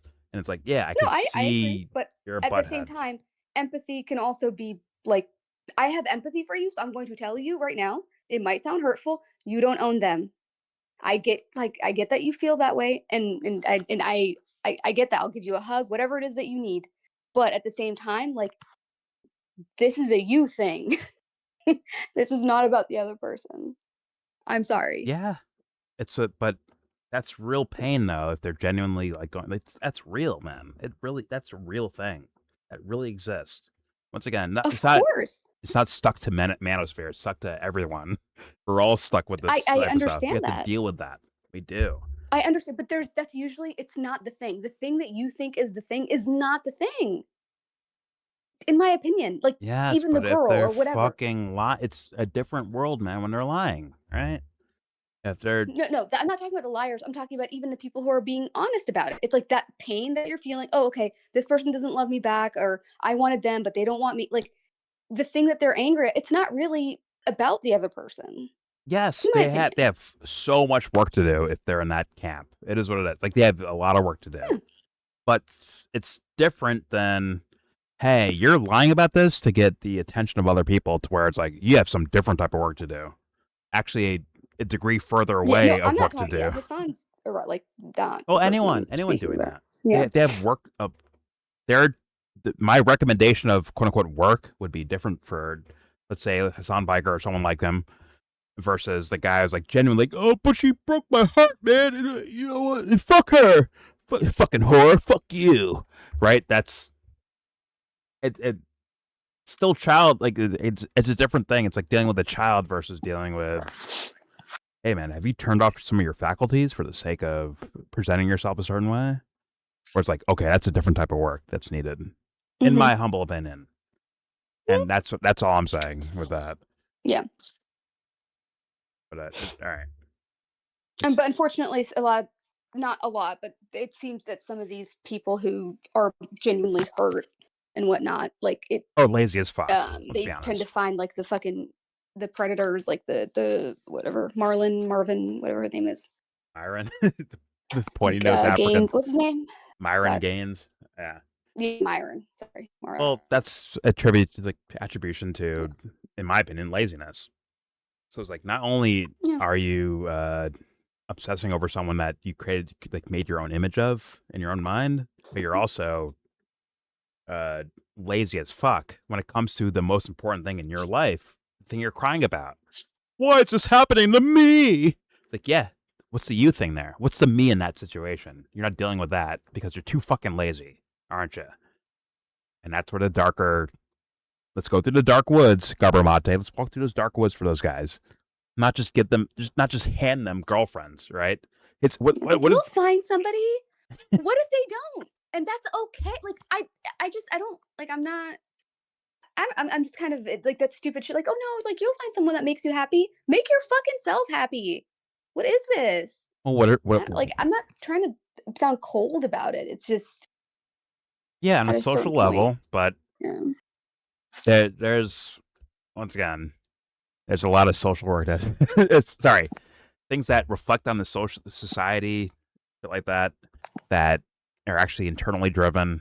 There's a lot of motherfuckers that need to do that work. A lot, capital L lot. Oh, I'm familiar. Yeah. But with yeah, Gabber it's introducing community to these guys, it's like they're gonna do the festivals. They're gonna wear flower things around their head and be like, yeah, we're or the Hawaii necklaces or whatever the fuck they're called, right? And they're not gonna find the thing they're looking for, the thing they imagined, because it doesn't exist outside of themselves, or does it? Maybe it only exists within their own hearts. Thus, you have to go investigate that. Like, what is that phenomenon? Go find it out. The idea is beautiful in their own minds, right? Of like things working out perfectly for them. Like, oh, that's beautiful. But like, what is it? like whatever, like What is finding it? your soulmate or whatnot. Which, like, how are you defining that? Like, well, yeah. If you look outside of yourself and you think you found your soulmate, how would you know unless you're you? Mm-hmm. If you're not you, how the fuck would you know if that's your soulmate or not? You have to be you first to be able to even recognize such a phenomenon. But of course, everything in the world is like pulling you away from that. Like, come over here. No, read this book. No, go follow this. Follow Myron Gaines. Follow this person. Follow that person. Follow Eat, pray, love. Follow a graduation of fucking Myron Gaines, where it's like it's less crude, but it's still saying like, hey, you should do this socially. Hey, when you go to dinner with your girl, make sure you pay for everything. Okay, do that. Follow these rules. Do this. Do this. Do this. Yeah, right. Which is like where it's like it's more pseudo. Oh no, trust me. That toxic shit, like it exists in the girl realm as well. I was arguing with my sister about this. She doesn't have this view, but I have. There's other women that we know that have this view where they're like, no, the guy should be paying for everything because like I spent a lot of money on my outfit and my makeup. So like in a way, like I am the gift, and it's like, bitch, what? Excuse in this economy, you better split that check. Like I'm sorry, like because in a way, it's like you are going to disqualify other people that you wouldn't be able to hang out with because you expect them to pay for everything because you're wearing some fucking foundation and lipstick. Fuck off. Like I don't know. It's like that's your choice.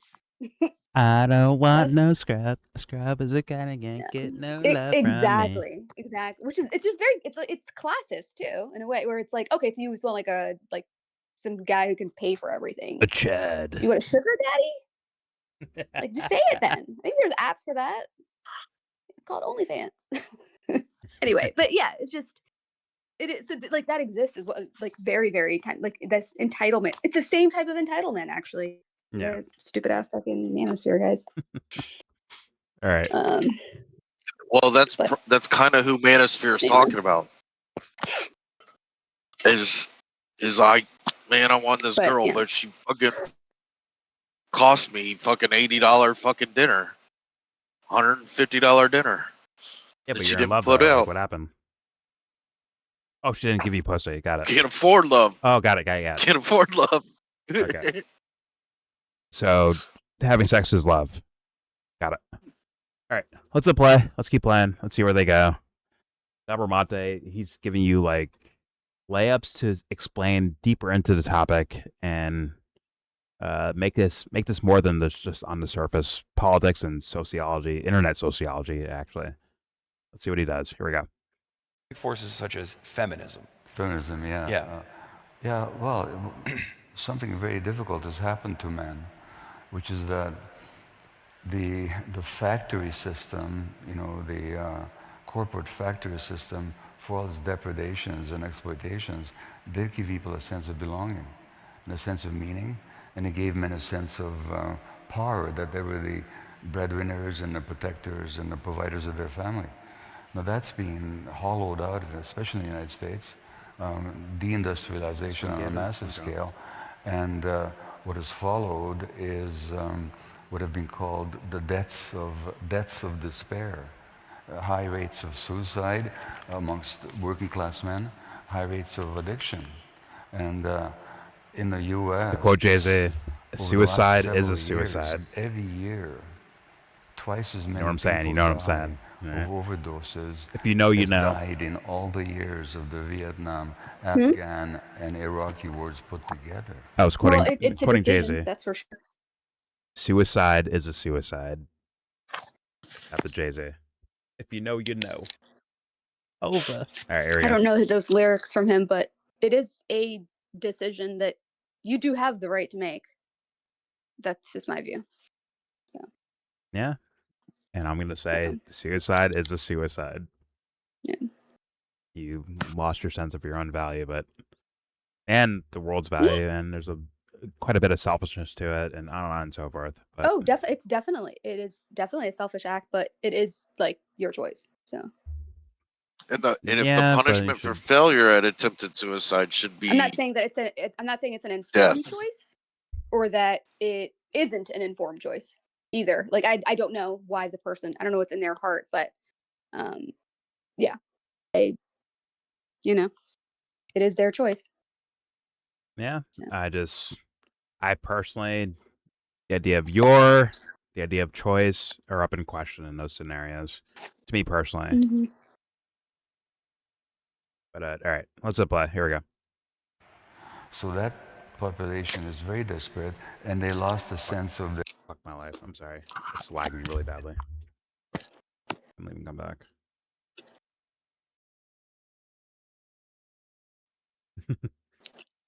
Suicide is a suicide. If you succeed, prepare to be crucified. There we go. So that population is very desperate, and they lost a sense of their culturally imposed masculinity. And so they see feminism and female power as the enemy. Yeah. Not realizing that it's actually their ally if it's properly understood.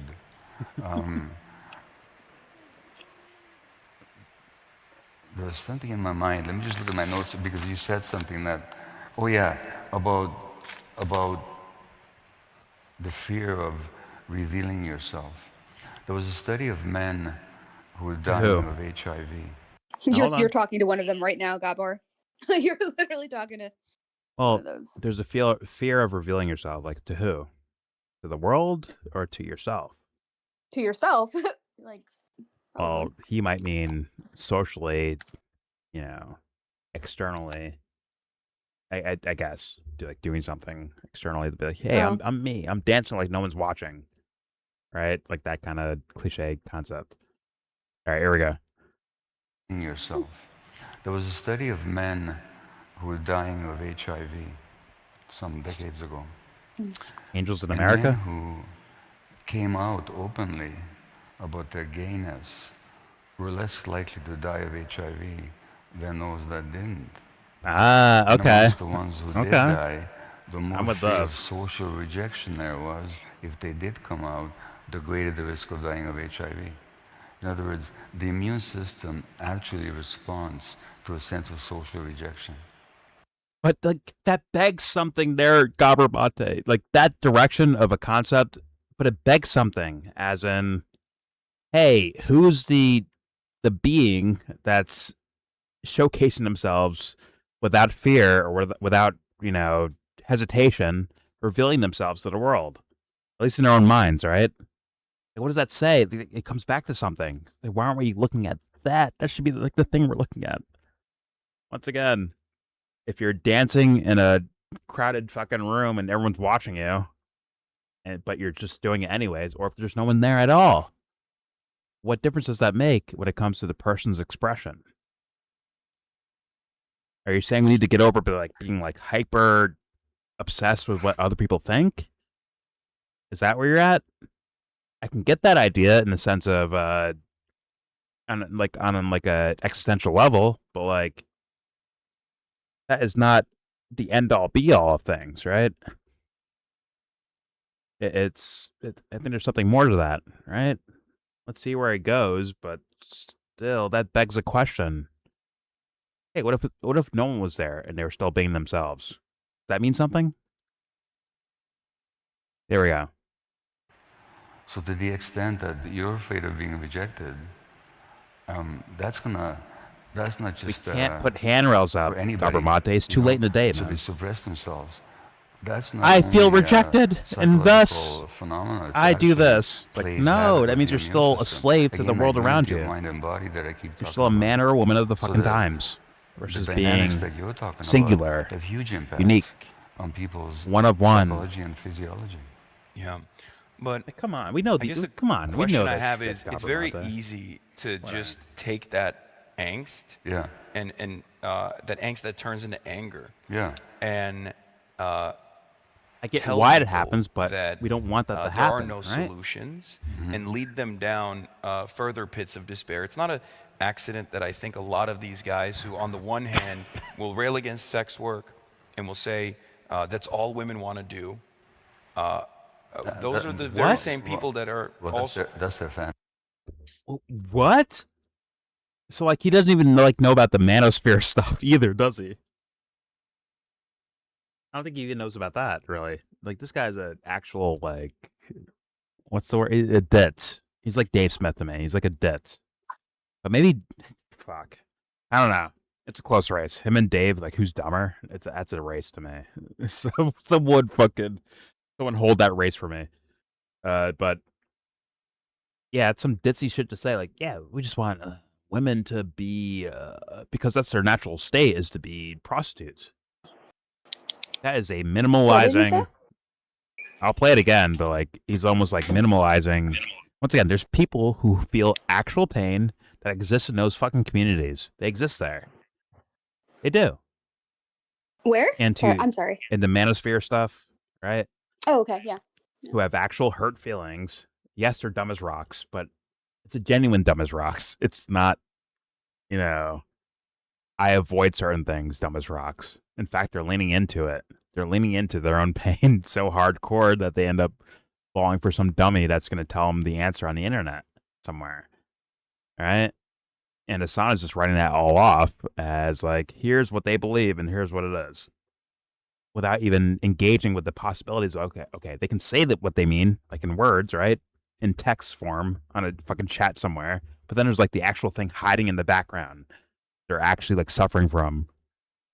For some reason, that doesn't get attention, unfortunately. And thus, no actual dissection, no actual fucking diagnosis, no assessment. Thus, failed solution. Failed. But don't worry, Hasan doesn't care about fucking solutions. It appears as so. And Gabramate is like, I'm too old, man. I'm just like, fuck it, I'm just floating through life now. I'm old, I'm floating through life. I don't want to like engage in that level because that takes too much fucking effort. I don't want to do that. Which is also fucking lame. Not as bad, but still lame nonetheless. Considering the thoughts, not trying to big myself up, but like the thoughts I will go to. I'll go there. Of consideration, extreme empathy. I'll go there. Does Gabramate go there? I don't know about that. I don't think so. And Oh, by the way, Hasan's just worse. Right. God. Matt Hunter sent me a message saying he got banned from the server. I don't know what you want to do about that, but I just I'll just unban sent him, me a I guess. message. I didn't know that. I'll unban him. Okay. Yeah, I'll check it. I'll check. Or did he? I'll see what happened. Was it a Discord thing instead of my server thing? I don't know. I don't know yet. I don't know. He said he was banned from the server. That I'll unban him if he's banned. Yeah, it'll be fixed for him. If it's the server, if it's not, then shout to the popo. All right, let's apply. Here we go. Tell people Who was banned? that Hunter? there are no solutions, and Oh, lead good. them Finally. down further pits of despair. It's not an accident that I think a lot of these guys who on the one Fuck hand will rail against Fuck outta sex here. work and will say That's right, my that's all child. women Get want 'em. to do. The children are here to play. Those are the very same people that are also. That's their The fantasy. kids' table has spoken. That's the what? That's their fantasy. Yeah, but I they would also gladly are, sit at the kids' table. Many of them The chairs are manage I OnlyFans know. models as well. Yeah. And this contradiction is never addressed. As a heartbreaking, matter of but- fact, when asked about it, I think it was Louis Theroux that Have some fun with had it. a conversation with one of these guys in his documentary on Netflix, the Manosphere documentary. Yeah. He asked him, he's like, well, Who's- you're who's talking about doc? how women are doing OnlyFans, but you're I'm sorry, I didn't. Whose documentary? had a conversation. As a matter of There was a documentary called Red Pill, right? That's the Manosphere that I think was before Netflix, but got maybe bought by Netflix. And now it's the sole determiner of what that means when it comes to people, their social behavior, right? Interesting. I think he's referencing that, right? Let's hear it again. Make sure I didn't I hear haven't that seen wrong. it. Is that the Netflix thing? It existed before Netflix, and then I think Netflix Okay. maybe bought the property for it, and thus it gets Okay. called the Netflix thing. But I don't know. I didn't see it, so. well, I expect a mediocre job in regards to psychologically trying to understand what's happening in that phenomenon over there. That's typical, right? That's very No, typical. it's probably going to be like the QAnon joint, like the one that the HBO kind of would imagine. Yeah, yeah. Oh my god, we're watching that shit. Holy fuck. Yep. Oh, just I saw the Red dehumanizing Pill of years others. ago, and it was pretty Yep. forgettable. Years before, it was before Netflix, right? You saw it? I swear. Right, Yeah, way way before. This before. is Yeah, right? 4 years Like ago we watched it? 2015. Okay. No, it was. Oh, you're talking about the The- Manosphere one. Sorry. Yeah, the I Red thought you Pill. meant the QAnon thing. No, QAnon, that Oh, was no, I later haven't on. seen that. That was Yeah. later on. Where I mainly giggled through all of it. I'm not going to lie. I was like kind of giggling through that entire Yeah, documentary. I mean, I felt pretty bad for the people that were featured. I mean, I don't know, it's kind of cruel in the way that they did that. I didn't really Yeah. like that. They're just kind of like, oh, they were stuck in the rabbit hole and then now they're out. It's like, wait. Okay. All right. Oh, there's like And they a. just pick the most like kind of like stereotypically antisocial type of. I Yeah. don't know. I don't like that shit. It's like, well, fucked up things happened, right? Yeah. And these Yeah. guys don't have an explanation for it. And some minds will move towards kind of wild ideas of things. But at the same time, there might be, who knows, like, I can't sit here and say, like, yeah, they're fully illegitimate. Other No. than their love for Trump. That was kind of wild, I think, for me personally. Yeah. But the Yeah. idea of like coming up with the ideas because of the world is weird, the world doesn't make sense, is a shout to Artie Lang, a perfectly normal reaction to when the world is in a yeah. weird space or fucked up. I get it. Absolutely. And I don't even know, like, there are real conspiracies like that does exist. Like, I don't know what do you think investigative journalism is? Like, it's a whole fucking field. I don't know. Yeah. Or just in general, but like, there are, like people who, conspire together, breathe together, Yeah. and do bad things.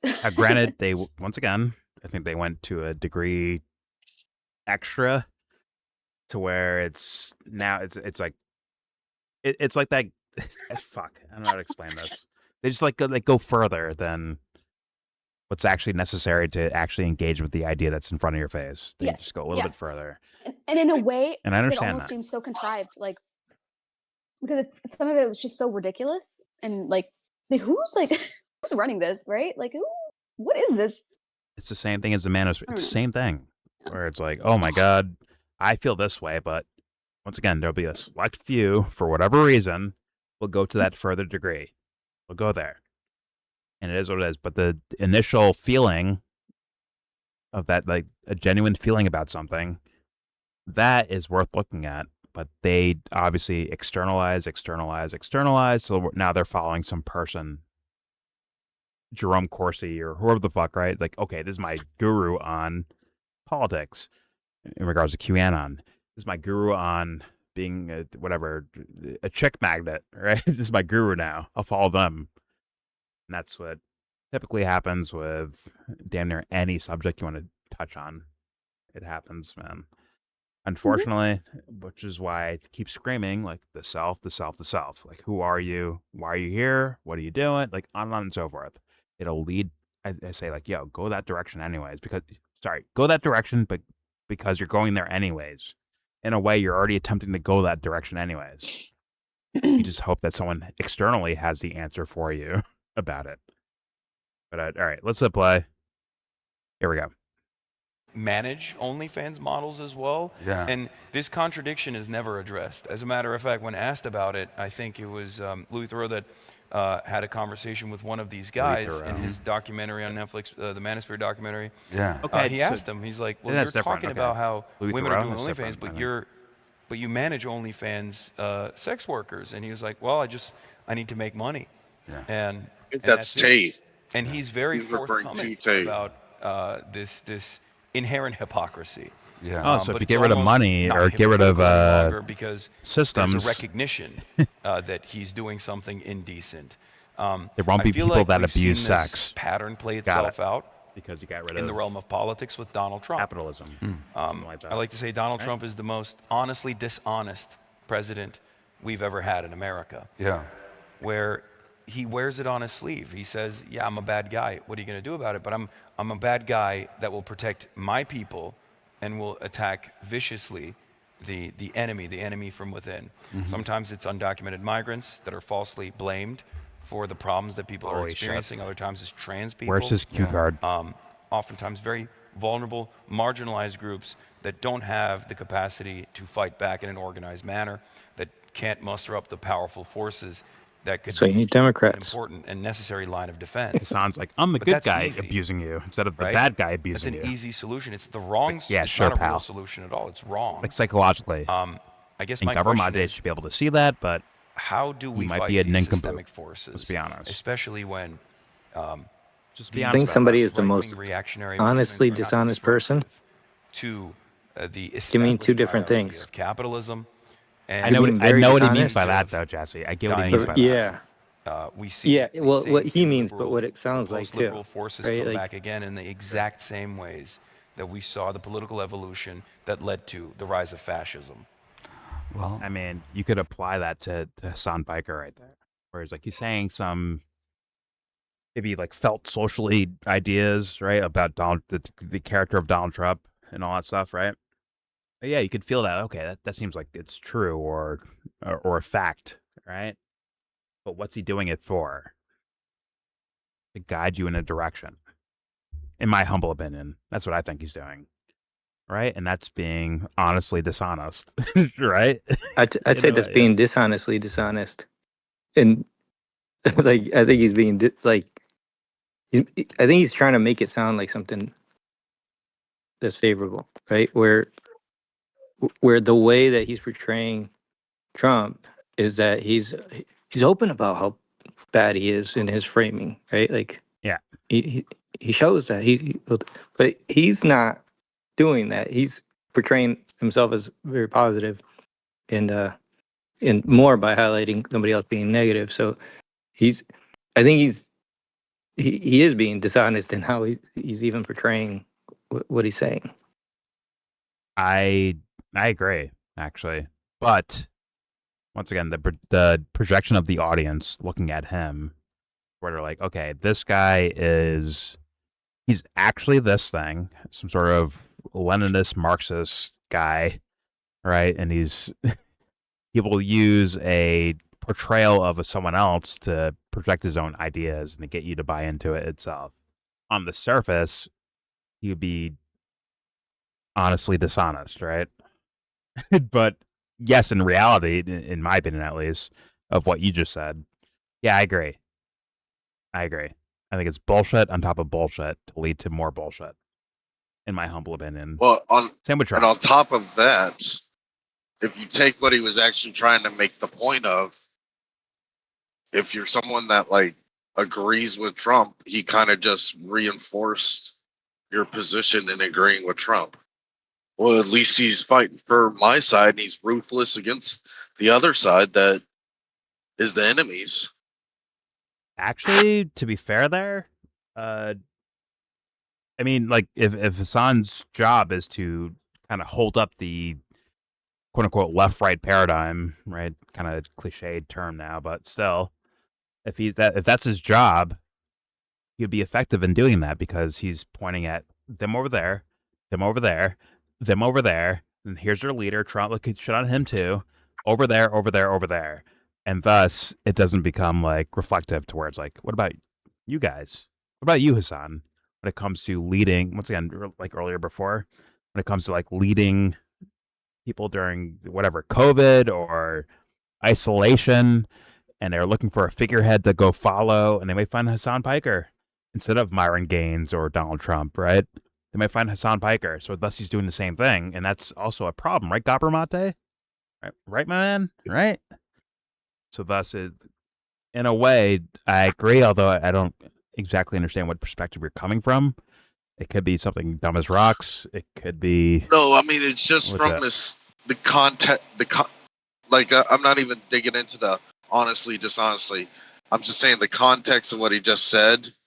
If you're on the right and you're listening to this, you're gonna be like, yeah, we like that Trump is gonna be protecting his people and fighting the enemy ruthlessly, like Hasan just said.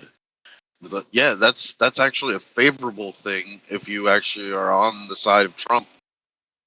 Okay, but I'm thinking... He's pitching it as it's a negative, and I get that that's his perspective, and I get that that's people's perspective, but yeah, you're reinforcing both sides' point of view on that. Well, it's, in my opinion, like that thing essentially is like building up that little left-right paradigm. It's doing Right. that. It's keeping you in my team versus your team, right? Or your team versus my team. Like all of it. It's just keeping you that held up as the normal way of thinking or normal way of behaving, unfortunately. And once again, Gabramade should be able to see through that, but you would think he should be able to, but based on the social character I see quite often. And once again, I have respect for the guy. I do. But most of the times I've seen him have been in the sense, in a political category, in the world of politics, versus what I think of when it comes to like actual substance in psychology. It stays more on the social level, unfortunately. But don't worry, he hasn't been proven wrong or right or about anything, so thus we're here. So let's hit play. Let's keep going. Here we go. I want to play Apex. Oh wait, really quick. Go ahead. Anthony, your Philadelphia Hoagies, they won their baseball tournament. Fuck the Phillies. Oh, I don't know. The Philadelphia Hoagies now. Hokies. It's the Hoagies now. Yeah, I thought yo, Al Qaeda. Hoagies Anthony, were if you more don't of say a Jersey, anything, New Anthony, York if thing. you don't say anything, you're gay. So just FYI. Yo, Al Qaeda, like, you had a perfect chance. You could have did it. You know, you had a chance. Didn't take it. A foul. Was it was the new weapon Russia has, the Oreshnik? Yeah, we gotta send that over there. Yeah. Oh, so now, okay, so you are okay. Interesting. Maryland? No, send it to you talking Fenway. about the What are you new talking nuke? about? Send it to fucking Fenway. What Talking are about you the doing? new nuke? Get rid of the... Oh, Fenway? Yeah. Get rid of the Red Sox and the Phillies in one night, bro. Yes. Sign me up. Amen. FBI, don't follow They me. changed their name to the Hoagies. They're reporting that nuke that Putin Highlight just of your day tested is can you go to blow up Fenway. Texas. Pretty sad. Okay, I'm hitting play. Here we go. I want to play Apex. Okay, here we go. If you look at fascism in I want to win Germany, too. which is sort I of wanna the win. What up, Subs? quintessential Go ahead. template, although fascism came from Italy, it's an Italian term, but its highest expression was Nazism in Germany. And, Where's that Warner guy to correct him? So there's some significance. He needs to in there. pop out. Germany Actually, had an empire, it had Gentile lost it. from. Actually, according to 1913. Wikipedia, The American the term empire is a actually dying defined empire as now. this. You can see shut that up. it Fuck hasn't that won guy. a war for a long time. It has caused a lot of damage, killed millions of people, but it hasn't won a single war for a long time. So it's on its way out. Empires rise and fall. There was the French, there was the British Empire, you know, there was the Roman Empire. How at is some that a point. lesson for More life, recently, we've though, had the American Gabber? Empire, but Come the on, American man. Empire reached its apogee and started its descent much faster than any other empire in This history. is politics, not History psychology. Where's speeds the up as we psychology go at? along. Please. So Germany had lost an empire. The first genocide, by the way, by Germans wasn't of Jews, or of Roma people, but of Africans, in the Harari people in what's called non-Namibia in the early 20th century. That was the first genocide by the Germans, not Yeah, and by Africans have done genocide human themselves. beings. Like, there's a book called what's the bigger Endless story about it? Holocaust What's the bigger about picture the about American it? Empire. Please. And Hitler actually consciously looked to the American model of dealing with the indigenous people as he contemplated his racial policies. So, but Germany was a very desperate country. It had lost the war. It had these onerous reparations imposed on them. Then came the Depression. And that desperation, that sense of meaning, that sense of power, that loss of dignity. All who you are is based on your environmental Then circumstances. promised and That's what he's saying. that sense of meaning that was like given to them by the biographies of Hitler and Trump.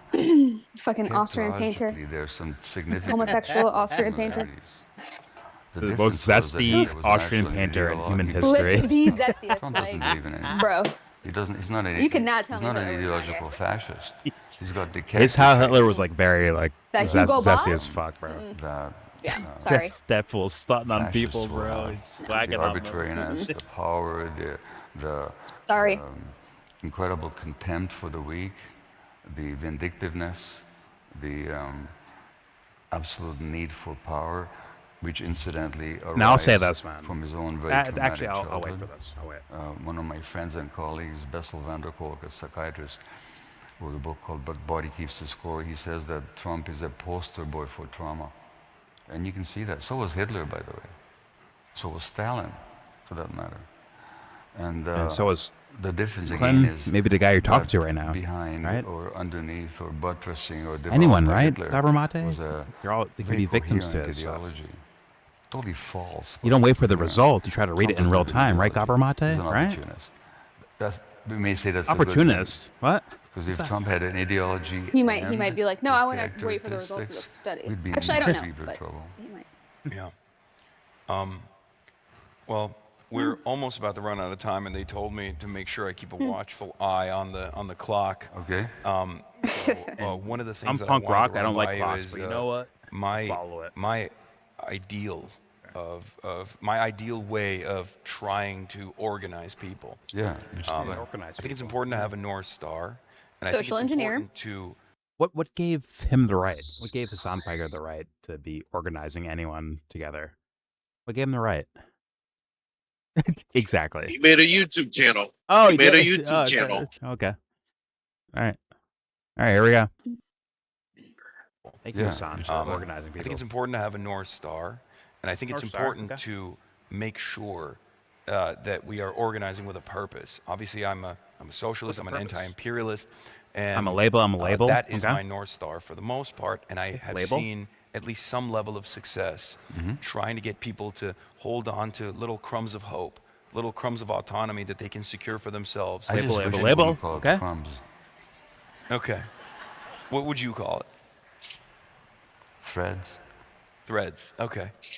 Threads of hope. That we Sounds can weave deep, together. but That we put okay. you next I to love it, like, that. yeah. Storytellers, Threads of hope you're that gonna we look- can weave together. Yeah, whatever. To build solidarity I hope he across means the well. board. I think he does. Yeah. I hope he does. Across the nation and across all nations. Yeah. And hopefully Teddy, we're playing Apex. present Don't you dare people quit with yet. an alternative that happening. they can subscribe to build a more I'm egalitarian good to go, man. society. Nobody fucking cares. I Showered all that fresh and is shit. really reflects I'm stuck on this video right now, but particular guess what? I'm playing commitment fucking and Apex. passion and sense of the word. Ready Are to you gonna get play sweaty the and Kevin ready. Hart thing? And Right. Anthony I was can only wondering, say, as so. long as people pursue their own particular authentic calling and they keep their eyes open, Seb it's and Anthony only- want it's to only watch gonna lead to Kevin good. Hart's meet. The only word that did, would change in your discourse is Makes sense. the one of hope, because Anthony was Makes a asking lot of about sense. it. it's just a technical point. They're but mixing it genres speaks together to right now. They want to a watch wish for Kevin something to Hart's happen meet get in the roasted. future. Comes on. For Oh, me, I'm more she's using used to Anthony as an original excuse. Well, pieces. Anthony Yeah. doesn't Because watch possibly- any Oh, of Anthony those wants to until watch after it, yeah. 12 Yeah, a.m., true. Question is, so. what possibility Meet after midnight, can we MEAT. envision right now in the present that we can work with? Okay, Not for dude. something to happen in the future, but something that we can actually Still doing do like right the now. Radiant? Mark Levin It seems thing. to me Like that's what MEAT you're meet. up to I in a have to, particular way. yeah. I have to. Reich, mean, R-E-I-C-H. applaud you for it, as long as you're willing to keep your eyes open He kills and me with allow that. yourself to It's be too good. this He thinks he's fucking illusion Aretha when Franklin. necessary. Spelling respect. You're not gonna go wrong. Okay. Gabor Mate, thank you so much. My pleasure. For having Thank me you. on the Okay. Yeah, that's it. There's your video. Please subscribe if you feel like. Comment. Agree or disagree. Let it be known. I know Gabor Mate as a name. I watched him since like 2008 or 9. I've seen that guy around. I've seen lectures. I've seen interviews. I was curious and it was very interesting, but not hitting the depths that I would personally attract to, unfortunately. It's fine, but like, what? Does he normally? I'm saying, like, the ideas he would bring up in the past that I've heard before are in line with this. They are in line with that, right? But I'm like, okay, maybe at some point he'll go further. But I never. Once again, it could be like radical empathy towards like, hey, these guys are even fuck, man, because even that's like putting like people at like a lowest level. Like, oh, because you're this, that means, oh, poor you over here. Thus, no real agency, no real sense of responsibility, no singularity, no you being you, right? It's all like, hey, you're a victim of your circumstances, so you're stuck here, type of thing. This is why you do what you do, because of your circumstances, versus like actually like analyzing, like, oh, hey, what about Johnny? Why is Johnny like Johnny? What's he doing? What's he about? Well, in a way, Who is he? it's kind of like saying that like people are like zombies almost. Like you're kind of like constituted to be this like thing by ideology, I guess. Like you're like hailed, yeah. right? Like you're like a fucking taxi. You're a fucking zombie. You're a zombie taxi, who can be kind of moved around. And I guess if you don't have money, then you don't have agency. I don't know.